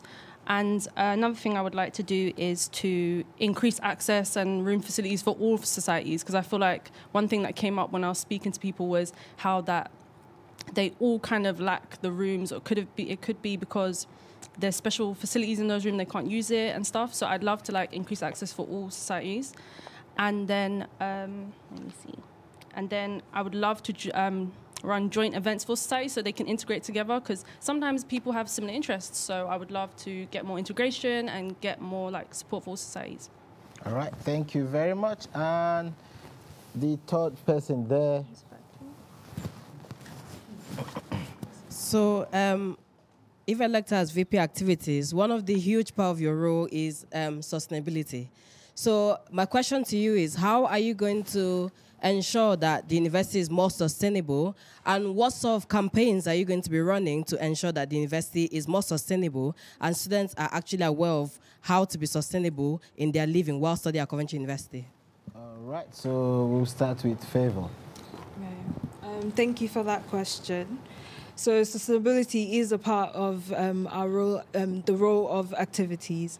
And currently, I know the university runs the Too Good To Go system, which for me, I would create more awareness for that system, where students are aware that things like that are around the university. Also, there are no more plastic straws on the university. Just students being aware of these certain things could be done through lecture shout-outs, through fairs, through just posters around the university, so that they can be aware that all of this is in place.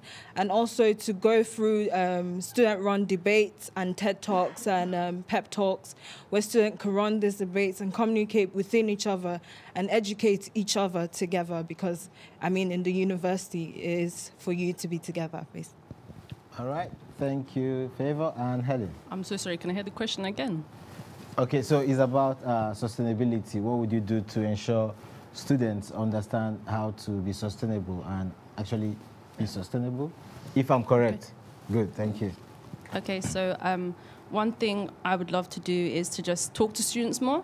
So I feel like the most effective thing for me that I've seen are stalls and talking to students, as well as maybe getting in lectures and explaining stuff to them, because it could be as simple as recycling, because I know I've spoken to people and some people don't know how either the bins work and stuff. So just speaking to students, explaining it to them, maybe getting into lectures and stuff. So that's what I think we should do. All right, thank you.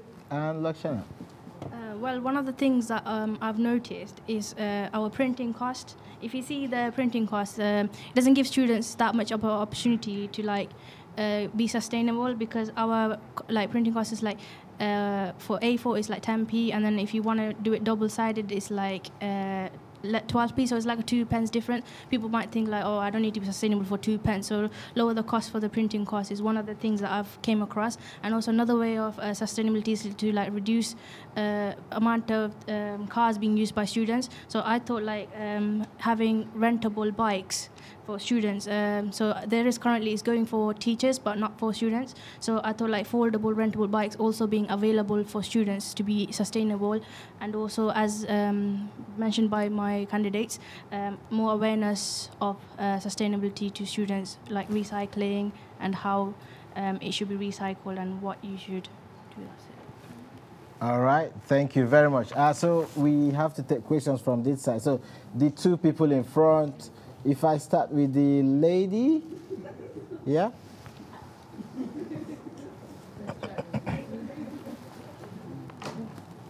So taking into consideration CUSU fees on top of society fees and club fees, how do you plan on making clubs and societies more accessible for all students? So did you all get the question? No. All right, please, can you repeat one more time? So taking into consideration CUSU fees on top of the fees that the societies charge themselves, how do you plan on making all societies and clubs accessible to everyone? Okay, so if I can paraphrase that for you, you know, when societies, when people are subscribing to societies, they do pay a fee to join the society and a subscription fee as well. So what would you do to ensure these societies are more accessible to students? So Helen will have to start for us. Okay, me, myself, I paid the subscription fee and then the cost of the society. And I thought, for me, it wasn't that bad. Like, the society only charged £5, which I thought was pretty reasonable. So, but what I think we should do is get them all to charge the same rate, whether it would be reducing it to like a more affordable price. But right now, I didn't think the price was that bad. But if any society is above maybe £5 or more, I think reducing it would be a way to start. But I also think they already do it. There's like a taster where you can where you can like try out societies. So maybe getting them to like extend that so it's longer than 2 weeks, longer than just in freshers. Yeah, that's my idea. All right, thank you, Lakshana. Basically, I came across something like loyalty scheme. So if students are like subscribing to societies, I would say like give them a loyalty card. So if they come back the next year, they might have a lower fee that they can subscribe to. So it's like, I feel like, you know how everybody has a science period card, they have something that will benefit them, so students can benefit as well. Also, it gives opportunity to university to track how many students are actually using the societies, and it gives them an opportunity to track how well the societies is going, and also it gives us the chance to make sure the societies are functioning to the max and giving students the opportunity to use it to the max, basically. All right, thank you. Favor? Thank you for the question. So I think we can also introduce a system where similar societies or two societies can team up, in the sense that if a student is willing to subscribe to these two societies at the same time, they can get a lower fee to be able to join those two societies at the same time, and if there is some sort of relationship between the societies. So that's why collaboration and integration is really important, because if societies can come together and collaborate, it will increase student engagement for the rest of the university as well. All right, thank you. And the last question will come from the gentleman over there. Adi, please, can you do the microphone? Yeah, so my question is definitely on space. Students actually came to the office and raised concern about the fact that societies do not have adequate space to be able to practice, to be able to meet, and most of the time they actually do kick them out of the classroom. So how would you ensure that you actually get more space facilities for these societies? Because it's fundamentally important, because if they're paying all that money to join that society, we should ensure that they have the best experience. Thank you for the question. This is one of the things that I actually thought about, and the answer that I can give you is like, according to the weather, I came up with like pull-up tents and gazeballs that they can use to run the society event. That if it's not, the weather's not too bad, they can do it outside. If it is, I thought like collaborate with something else, like rent a hall or something that will give societies lower fee to rent the hall and let the event run. And I think this is the best way to give the space issue a solution, and I hope it is the solution that I can tackle. All right, thank you. Favor? Thank you for that question. I think I will dialogue and lobby for the societies by talking to senior management, to be able to give more access to existing facilities and possibly even create other facilities because one, when an event is on a student-based site, there's increase of student engagement because students will then know what room it is, access to the place. But when societies have to book places outside the university, some students might not be encouraged to go there. So just being able to put these points across to senior management will probably give them an idea of why it will be important to increase access to these existing facilities, because I know the university has space that societies can carry out these activities. All right, thank you very much. Helen? Thank you. This is like one of the things I wrote in my manifesto. Like, I found that, yeah, there is a lack of like facilities, and what it came up was maybe like improving the relationship with registry, because it's true there are a lot of rooms. Sometimes they're empty. There's certain buildings that societies I found out they're not allowed to use, and I would love to explore that more and find out why they're not allowed to use those rooms when it's clear the rooms are empty and stuff. And I just would really like to like maybe work towards getting those rooms more accessible to societies and yeah, building a better relationship with registry. All right, thank you very much. I've just been signaled that we have a question from the online viewers. Please, can I just have the question? Someone asked, how will you make sure events are sustainable? Okay, Favor. Yes, how to make sure events are sustainable. There existing departments on the uni, teams that have been built for sustainability, but it all begins with the students themselves being aware that they can be sustainable just as individuals. It can start from eliminating maybe the use of plastic straws during events, plastic cups, and then build on from there, because it's easier to break certain habits from starting with the little things. So just starting with little things and providing access to possibly like ceramic plates or metal plates, things like that, will start with creating a sustainable event for the university. All right, thank you. Helen? The way I would try and make events more sustainable is maybe go down to even how they advertise. So try to reduce the papers that is used for posters and stick to maybe using more social media. It was even an idea that I wrote in my manifesto, how I wanted to develop like a poster app that would reduce poster usage in general, like whether it be in like during freshers, when there's so many papers that people get. And I'm pretty sure people don't even keep the paper. So I love to like develop that idea. Also, during events, it's true, there's sometimes we could reduce like sticking to paper instead of going for plastic, and trying to pick stuff that we can reuse and like maybe get stuff that we can reuse constantly through events.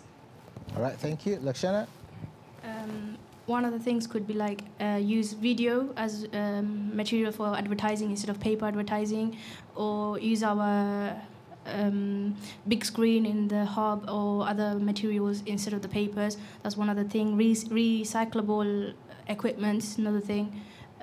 Also, obviously, as mentioned by previous, the less straws. That's another thing that we can use. It's just up to students and more awareness, and making sure that awareness is out there to lower the use of plastic equipment. All right, thank you very much. And it's been fun speaking to the three of you. Please, a round of applause for them as they go back to their seat. And thank you to everyone for the questions you've asked. We would like now to welcome, please go back to your seat. Oh, except you want more questions, then I'm free to ask you questions, okay? All right, thank you very much. I would like to welcome the candidates for the VP Education. Please, a round of applause for them as they join me on the sofa. All right, so we have Aderonke, we have Amru, sorry if I pronounce your name wrongly, we have Damola, we have Duncan, we have Janet, and we have Lucy and Lakshana, okay? So, but for some reasons, we do not have some of the candidates here. We have these ones here. They will tell us their name when they are trying to give us a 1-minute speech on why they should be voted. Lufun, sorry. Like I said, if I pronounce your name wrongly or I get it wrong, pardon me, because even my name is quite difficult for people to pronounce. If you can pronounce Tochukwu confidently, then I'll give you a round of applause, okay? But that be that as it may, welcome back to the candidates. Please, you have a minute to tell us your name and the reason you want us to vote you as the next VP Education. Okay. Good evening, everybody. My name is Adironke Deborah Jibade, aka Debbie, and I'm an international student running for the position of Vice President Education. So basically, my goal is for running for this position is to give you the best value for your educational experience. Now, when I talk about value, it's about maximizing the opportunity you have to go through an educational process that is within the four walls of the classroom and outside the four walls of the classroom. As a VP for education, I'm going to be representing the students on all educational issues and place it to the right authority. Now, to do this, I'll have to be committed and proactive, of which I am, because I've gained relevant experience, because I'm presently a postgraduate thought officer, and I'm also a postgraduate ambassador and Tinker ambassador, and I've also been working closely with the Academic Development Center. Please vote for Debbie. Let's make it count. Let's better the balance and better the world. Thank you very much. All right, thank you very much. You have a minute. It's Amru, but you can call me Ru anyway. Amru, okay, good. Well, basically, I'm going to go straight to the point. So it's so great to success, but what is even better than being successful is to be more confident. And all that comes from the journey, from the process of being successful. So all I'm thinking about is actually how people are going to be more confident during that journey once they come to the university till they get that paper of the certificate that most of us here for that. The university actually given us a lot of facilities and a lot of great things. But from my point of view and from all the student point of view, as I'm a senior rep for marketing, so there is a lot of mislink between the university and the student. I really thank the rep system. They're actually doing a lot of hard work, and that's great. But still, student got perceptions, tutor got perception, but there is missing between that. So that missing is actually about not using all these facilities and all the things that we have in the right way, so it's not actually marketed well to the students. So what I actually want to do is make sure that the link between the tutors and the student and the old image is being delivered. That is your time. Thank you. All right, so over to you, Damola, in a minute. Yes. Hello, everybody. Good evening. My name is Damola. I'm running for Vice President Education. Now, why is education so important? According to Malcolm X, education is the passport to the future, while letting the future start by improving the present. How do you improve the present? I have 3 points for you. First of all, qualitative feedback. How do you improve qualitative feedback? You can help students know their past mistakes and also improve them in the future. Secondly, mental health. We have to support and create research mental health issues because it is something that is affecting people in passing exams, obviously.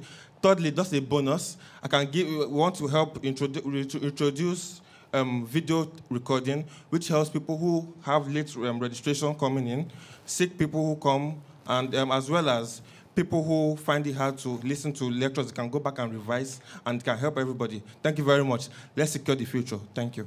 All right, thank you very much. Please, those in the audience, I would like to encourage you not to make noise because you might be distracting the candidates.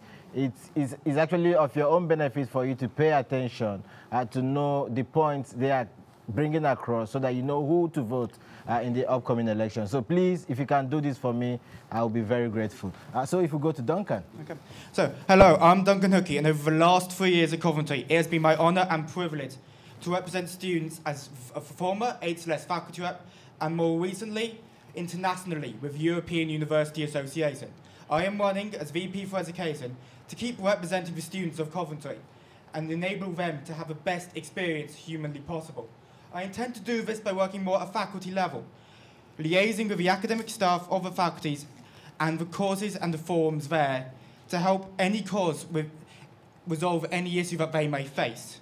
I will also work with academic societies and reps to bring them together, helping societies and the courses they represent to make the changes that they wish to see.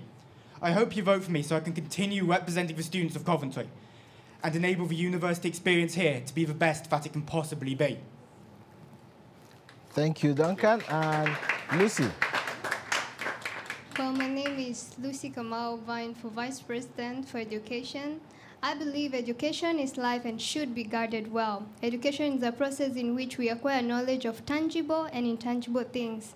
It can be formal or informal. What we now have is formal education, which is more of theoretical. My main agenda is to increase research in the institution as part of the academic assessment process, in that, apart from the classwork, students have the opportunity to have a research center for the ideas which cannot be tapped in the normal classwork assessment. And in a nutshell, to make Coventry University one of the best, there are only two things that qualify the university: the level of research and innovation, and how impactful they are to the community. So by so doing, we'll be able not only to have people with papers, but also people with Thank identity. you very much, Lucy, and that is your time. Now to Lufun. Hello everyone, I'm Lutfun. I would like to make a few changes if I get elected. So first of all, I would like to have frontline Coventry University Student Union staff, as well as Coventry University Group lecturers to have first aid mental health training, as well as offering this to students at a discounted rate. The reason is because I know that mental health is one of the biggest issue, and that kind of thing, it can be worked as a strategy to prevent from happening. It might work slowly, like for example, if somebody knows the signs and symptoms, then they might be able to go and seek for advice, and because we had previously student telling me that they had experience where they went to a teacher and they're told that mental health issue, and the teacher just turned point blank at them. So, and I think this is very unacceptable. So that's one of them. Another thing is I would like to do is learning disability test All to right, be. thank you, Lufun, and that is your time. Thank you all, and I would say there are some great ideas there, and I would like to, at this point, open it up to the audience who have some questions. Okay, so if I get 1, 2 here, and so 2 here and 3 here, okay? Oh, are there 4 there? Okay, don't worry. I'll get to you, and hopefully we'll get a question online as well. So, Ade. As the only person that served as VP Education for 2 years, it has been interesting. But my question is definitely about NSS. With Coventry University, it has seen a dip. I think you just saw an increase of about 0.1% the last year. Now, the fundamental part about NSS is assessment and feedback.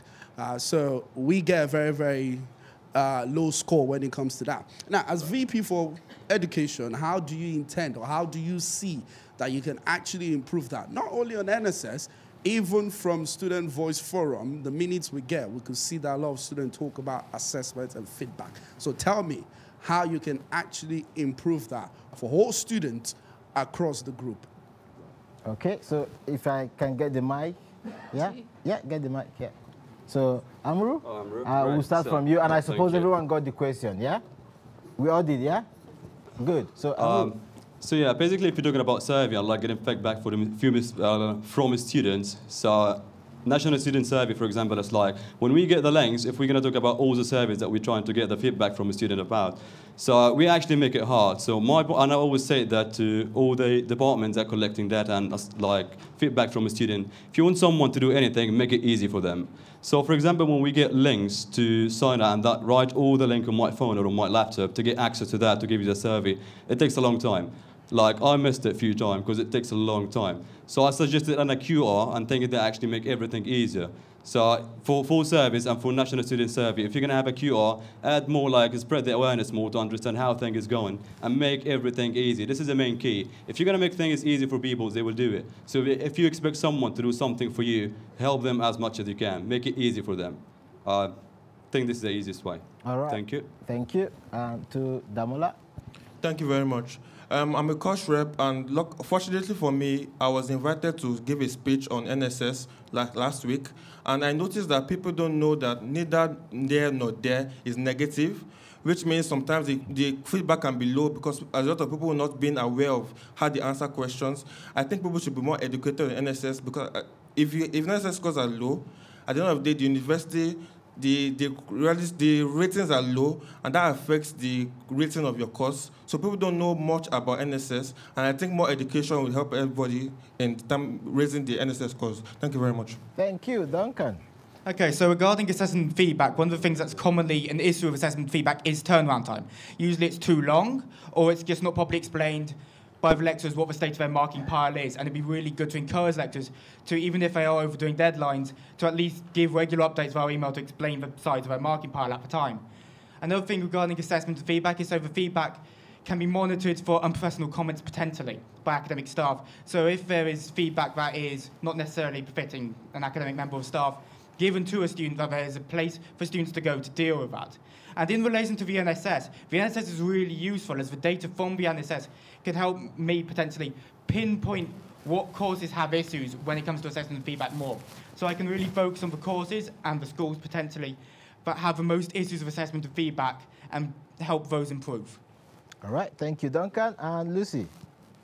Well, there are two things. One is to create a comprehensive board which entails the students and the staff, and to get timely feedback, because oftentimes the worst thing is when we do the assessment and no feedback is given. So they give the link but no feedback. So the next time they send that, the students are not so sure that that will be given to them. And the other thing, they can create an app where people give suggestions after the feedback is given. All right, thank you very much. And in terms of assessment and feedback, I would say that we still need to work on that more. So, for example, I think when student gets to fill in the survey, that gets like either asked before they even submit an assignment, and they have no clue what to say. They're like, I haven't done one, so I don't know how to rate that. Another thing is that I would say is that, like, in terms of feedback, there needs to be follow-ups. For example, if the feedback says like student do so well, so make sure, or how they can improve next time, make sure that when they submit the next assignment, they check that they have met the they improve the feedback, basically, so to do better next time. All right, thank you. Please pass the mic back. All right. So thank you very much for the question. If the NSS has pointed out there's a problem with the feedback, then definitely there's a problem with the feedback. Now, if as a Vice President of Education, I'll be moving for a structured feedback system where the feedback lecturers will be giving back to the students will be quantifiable. That is, it should be able to show the strengths and the weaknesses of every student. Now, what is the essence of giving a feedback when it is very vague and very general? So I feel that more lecturers should be trained more. We have an academics development center where lecturers can be trained on how to give or engage their students with their feedbacks. Thank you very much. All right, thank you. I'll take one question from here. I can see we are running out of time. I'll take one question from here. And that would be Rudolphus. Yeah. So is this working? Yep. Currently we have a large number of reps. Sorry, could you speak up a bit? Oh, you can speak. So currently we have a large number of reps, but we have no way to measure what reps actually achieve while they are in their roles. So what will you do to solve this issue? Okay, so Damola? Thank you very much. Yes, there are a large number of reps, and they are not being well recognized as far as I'm concerned. Thank God, thankfully, we've started doing, there are measures in place currently to do a gold, silver, and bronze kind of award for reps to recognize their achievements. I think that should be continued. Students who receive help from reps should also nominate, and that will improve and give the reps more confidence in themselves and more ability to also try and help others. Thank you very much. All right, thank you. Okay, so in terms of tracking what reps have achieved, you can always use the student 4 minutes, and from that you can potentially track what issues certain reps have built up and if they got resolved.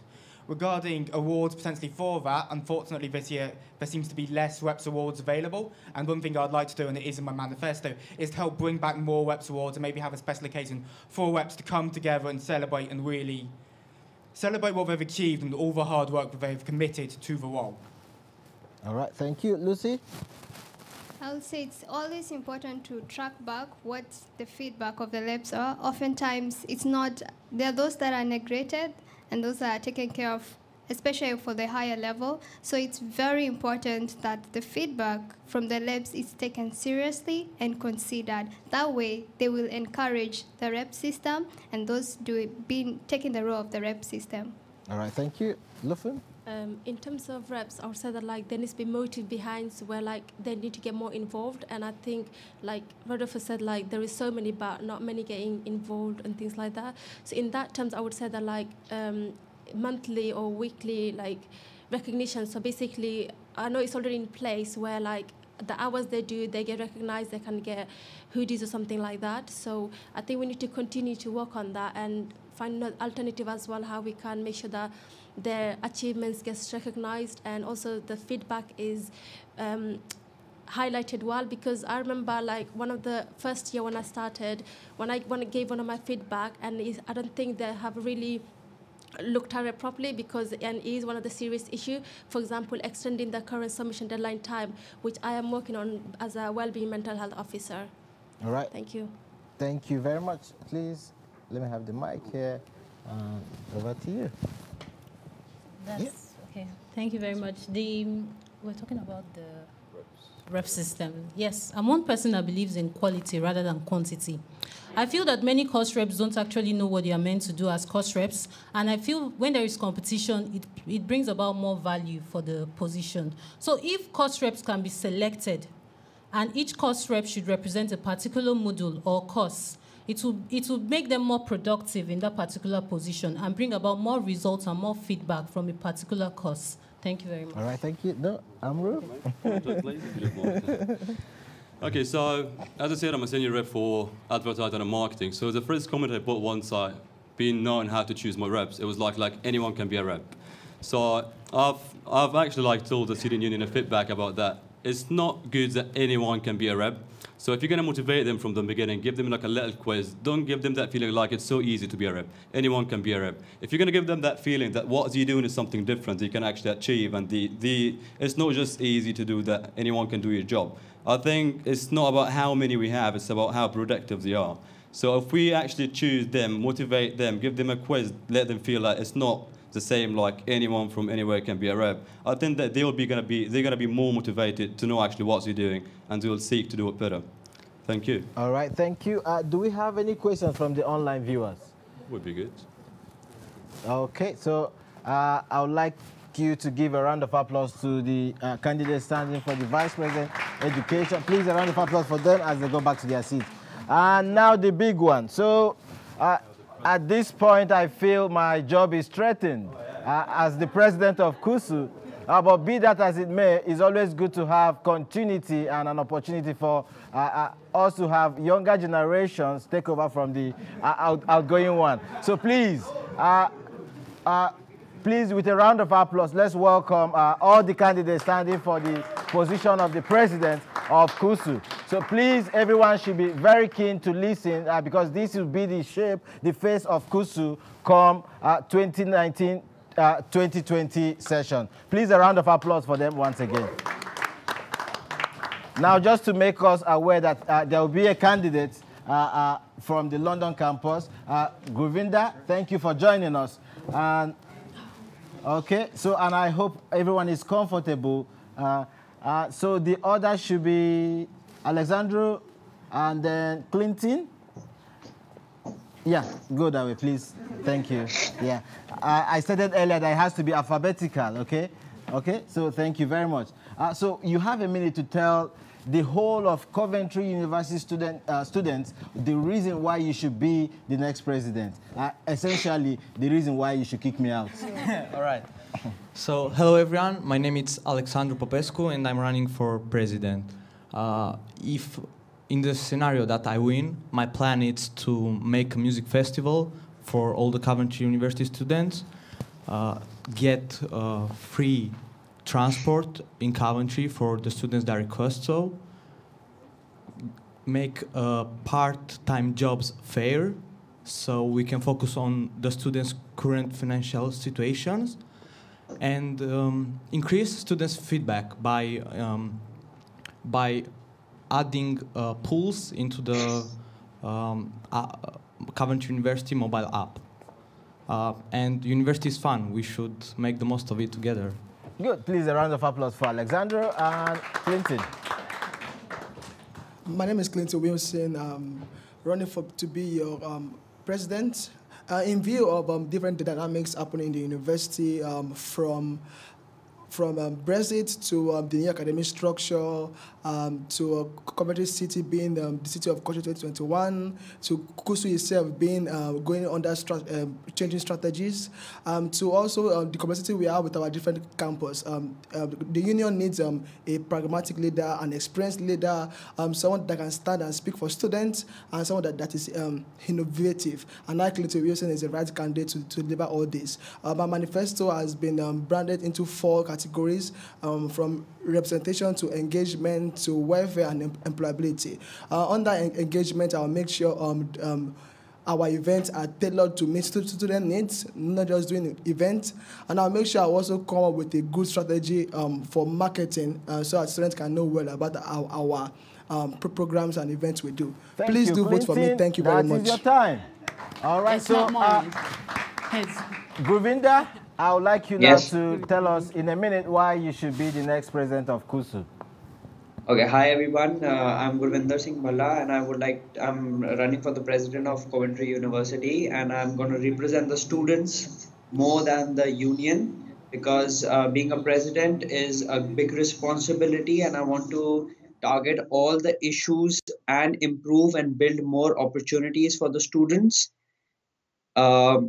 We know that Coventry University is one of the best university, and I'm going to work on the behalf of the student to improve the time where the student is in the university, and that's it. Thank you. All right, thank you very much, Govinda. And Hala, you need to tell us in a minute why you should be the next president. Hi, my name is Hala. Before starting the reason or my speech, I just want to highlight one point. As all of you can see, I'm the only one who's running for this position without having a mustache. So I think it would be such a good idea if we add a feminine flavor to this position, guys. According to my speech, I want to focus on our university environment to make it a healthy environment. That could be achieved if we engage with each other easily, understand each other, respect each other. This could be done if we just understand that diversity and differences is a powerful power. It's not something to worry about if we know how to deal with it. Thank you very much. All right, thank you very much. Please, a round of applause for them. I will take just 3 questions, one from both sides and one online. If there is none online, then I'll have to ask one. So I would like to ask anybody who hasn't asked a question here today. Please, can I go to the lady behind? Yeah. So I have 2 questions. No. You are limited to one unless you don't have any. All right. So from most of your manifestos, you want to give students a voice. How do you want, as a leader of your team, how do you want to lead your team to make sure students are represented? I don't think this is a good representation. How will you get your team with you to make sure students are actively in CUSU? Okay, so we start with Clinton. On my manifesto, that was a major highlight I saw, which is engagement. And I said one thing that I would do is to make sure that our events are tailored to suit student needs. And how will I achieve this? By doing a focus group and asking students what kind of events they want, and so they can engage properly. And secondly, let's talk about marketing. One of the things we have that students don't know of our events we are doing, and I will try to come up with a good strategy to make sure that our marketing is way better and students can know of our events. Because I think if students know about this event, we have about 10,000 students in Coventry University, and I think we need to start targeting them from their faculty base. So having marketing in the faculty so they'll get to know about CUSU better. Thank you. All right, thank you. So Govinda, you have a minute to answer that question. Can I get the question again, please? So how would you ensure that you represent Coventry University students effectively, even with your team of sabbatical officers, if that's a good way to paraphrase it? Okay, first of all, thank you for the question. And I would love that my team should work in a positive way to build more opportunities for the students within the university and also outside the university with people from different backgrounds. Also, having more exchange programs from the main campus and the other campuses to the London campuses so that students can get to know each other, uh, build and have more of social events for the students, and also should have students should get recognized for their achievements, what they've done for the whole past year and for the future as well. Thank you. Over to you. Actually, this is such a good question because me personally, suffering from receiving many emails. Sometimes I didn't read it. So I think if we adapt a new strategy by sending an email to the person who's care about this festival or this situation. So if we just have the new strategy on sending an email to the person who care about this, not just sending an email for all of us. So maybe this will be a better solution for this. All right, thank you. Alexander? Hello, thank you for the question. So first of all, I will implement polls into the app. Then I was thinking to unsubscribe all the students from the discussion forums that are spamming every day or mailboxes. So in that way, we'll just receive emails that represent an interest for us, emails that are useful, and we can use them. All right, thank you. And a question from that side. I'll go for Dora.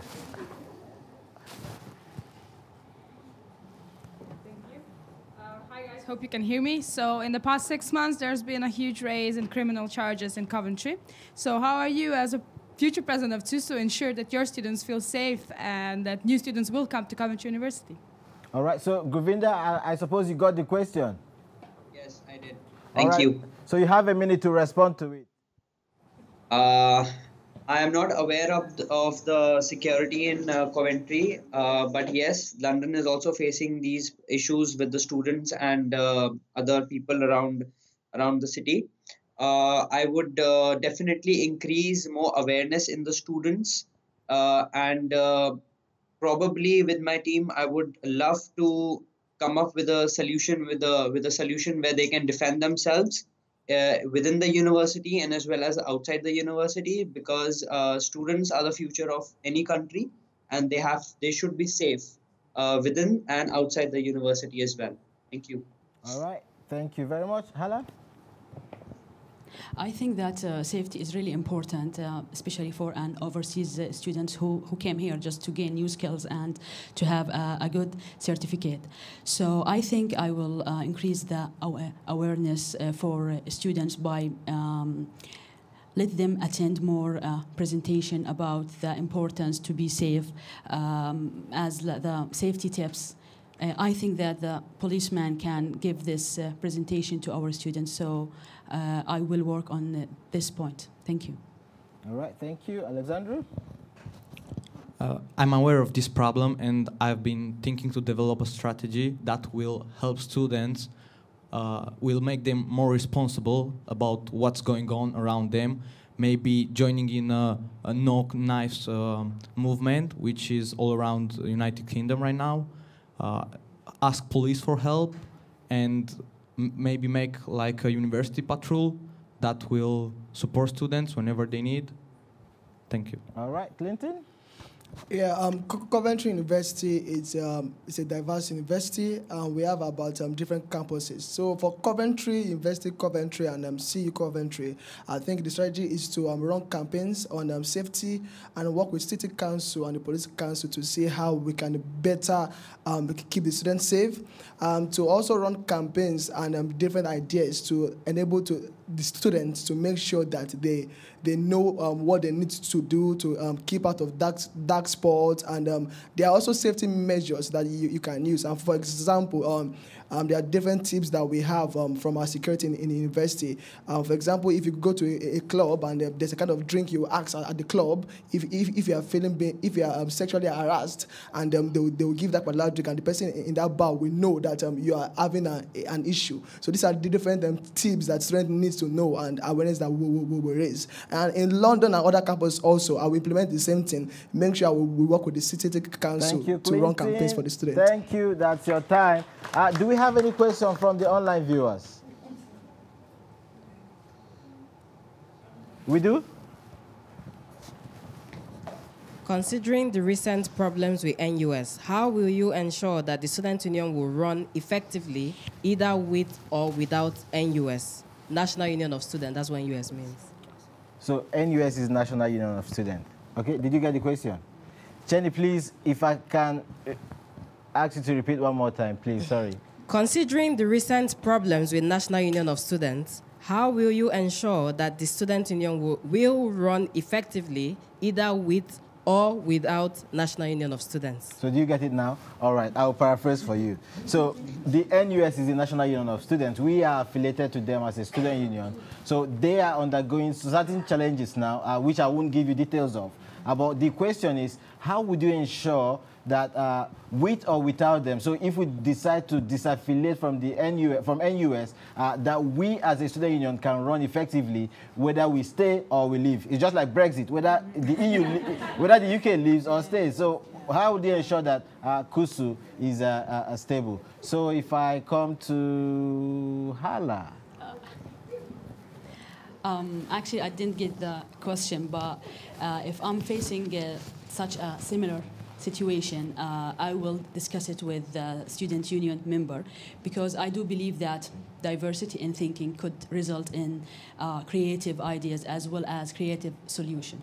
So I will discuss any problem I will face with the student union member to have the innovative solution, because as I told you before, diversity is a powerful power if we know how to use it. Thank you. All right, thank you. Alexandra? First of all, we will have to focus on our internal development. If we are planning to leave them, we need to make sure that we are ready to do that. We won't have any massive losses or anything that can affect our image as a student union. And that's it, internal. Right, thank you. Please, a round of applause for him for that. Clinton. First of all, I think the question was how can we stand on our ground if we live in NUS, in case we live in NUS. I think his first things to do is to first highlight the benefits we get from NUS, and I think the major benefits we get from them are more of trainings and having a voice in nationally. So if we live in NUS, I think these are the major things we'll be missing, and the best things to do is to look for other ways of training our SU staffs and so on, and look for other way of representation. So the major thing is standing on our own and having a strategy to support what NUS gives us, which majorly is training, and we can get that training from any other resources or any other companies that we choose to work with. All right, thank you very much for that. Govinda, please, you have a minute to respond to the question. Okay, if we leave NUS, it says that it's a union for students, so it's betterment for the student, and the implications and the strategies which are built within that is for the betterment of student and for their careers and the future. So I think that it's gonna be a negative impact on leaving it, but we can also try to build societies within the universities which can help them, which can help the students to overcome their issues for futures and for present. Thank you. All right, thank you very much for that. I can see so many hands on the from the audience requesting to ask one more question. Okay, so this might be a bit biased for me at this point, because I would like to go back to the office and feel very safe. So Ade has been raising his hand for a while. Please, Ade, just very quickly, ask your question. So you are going to be financially responsible for the sustainability of the university. Now, with Brexit happening, there will be a reduction in EU students, and with other reports coming in, there's a likelihood that there will be a decrease in tuition fees. So that definitely means the university... It's a longer question. Ask you a short question. Yeah, I'm explaining. You need to finish, understand. I could just go straight and ask. That means the university is going to be cutting budget. So how would you ensure that the support that is needed for students, those kind of budget, is not being split or being cut down totally? So did we all get the question? So the reason he's asking this question is because as part of your role, you'll be a student governor. Okay, so that's why he's asking the question. So don't be scared that he's putting so much responsibility on you in terms of financial responsibility of the university. All right, so just to get that clear. All right, next to you. First of all, we need to make sure that our university won't lose so many students because of first of all, this is a business. So as long as this business is not on the lose, I think we can do just fine with funds. So we just need to advertise, to do our best to make Coventry, to keep it in the top and make sure students have the best experience. Thank you. All right, thank you. On my manifesto, one thing I highlighted most was Brexit, because I know this will affect a lot of EU students.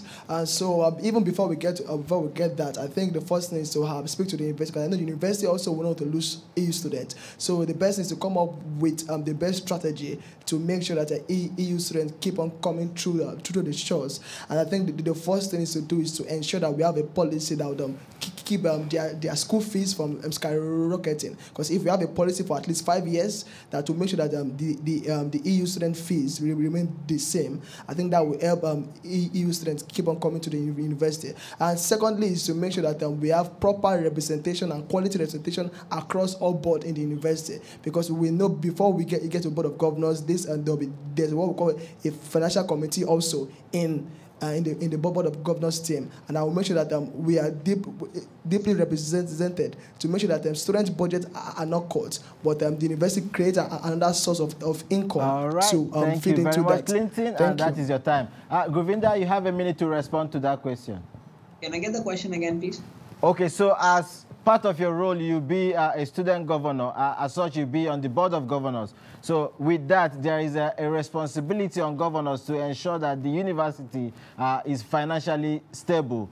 So with all the challenges affecting the HE sector at this point, looking at Brexit, the potential possibility of EU students not coming here anymore, and if you look at the Coventry campus, we have a very huge community of EU students. What would you do to ensure that the university, as a student governor, is stable financially? Okay, thank you for the question. And as my colleague said, we should first of all look into the prospect that the university should not have a less of EU students, and the EU students should not leave the university. So for that, we have to make them experience the university in that sort that they market our university whenever they go back, or through their social media to different students to make sure that more students we get, so that the funding is always going on. And if by chance that happens that we lose EU students, we would like to maintain a budget where we can ensure that we have other students who are still retained in the university and make sure that they get a better future. Thank you. All right, thank you, Govinda. And Hala? I think financial is really critical for the university because at the end we need money to run our university, as well as the EU students is really important for the university. So I think we should make a balance between our financial benefits as well as the situation for the EU students as well. All right, thank you very much for that. Thank you all for your question. But I'm so pushed to ask just one, but you have 30 seconds to answer those questions. This question is coming from me and not from the audience. And the reason for this is because of the fact that don't worry, I'm the president, I'm still it, until you are elected and put into office. So the question is, as part of your role, you have a mandate to ensure that your team, the exec and the subs are together. And as such, in every workplace, we do have conflicts. So how would you ensure that any conflict that comes up is resolved amicably to avoid it escalating? So we start from Clinton. Conflict in the workplace. I think the first thing to do is to make sure that the team bonds. So I'm going to make sure we have a lot of team bonding exercise to do as a team, because that would enable us work well. So if we are friends and we are friendly, I think we have less conflict. And secondly, if conflict arise, I think one of the things I would do is to make sure that the people in that conflict remember the main reason why we are here. Thank you very much, Clinton. 30 seconds. Sorry, Thank you very much. Govinda, you have 30 seconds to respond to that question. Okay, so the main thing is that if there's a team which has conflicts, first of all, every member should be listened to, and you should consider, as a leader, you should consider all the options given to you, and then choose the best out of that, because we are working for the students, and as a team we all want that a student should get the best of the experience and the opportunities within the university. So I would make sure that the whole team is working towards that and not towards making their individual... All right, thank you, Govinda, and that is your time. Hala, please, 30 seconds to respond to that question. Okay, actually, working environment should be a healthy place, okay? So I think we should listen to each other, understand each other, and just dealing with differences in a good way, not in a negative way. If you have different opinion with me, it does not mean that you are wrong or I'm right. Just we will listen to each other, understand what's the best for the university, because at the end it's a student union, it's for a student. So we just discuss with each other. All right, thank you, Hala, and that is your time. So the last candidate, Alexandru. As a leader, I'll be directly responsible for it, so I will mediate the problem. I will make sure that everything is alright by the end of the shift and no one has anything left on his heart, so everything should be fine. All right, thank you very much. Please, a round of applause for all the candidates. And please, as they go back to their seats, thank you very much. Please keep clapping, because one of these will be your next president. And thank you very much for coming to the candidate question time today. I would like to say a big round of applause to all those standing in the election, and I also urge you to ensure you follow the guidelines and the bylaw of the election. Do not falter any of these bylaw for the elections. And voting opens from Monday, 18th of March by 8 a.m. and closes on the 22nd of March by 1 p.m. Please make sure you vote. You've heard from the candidates today. Make sure you cast your vote.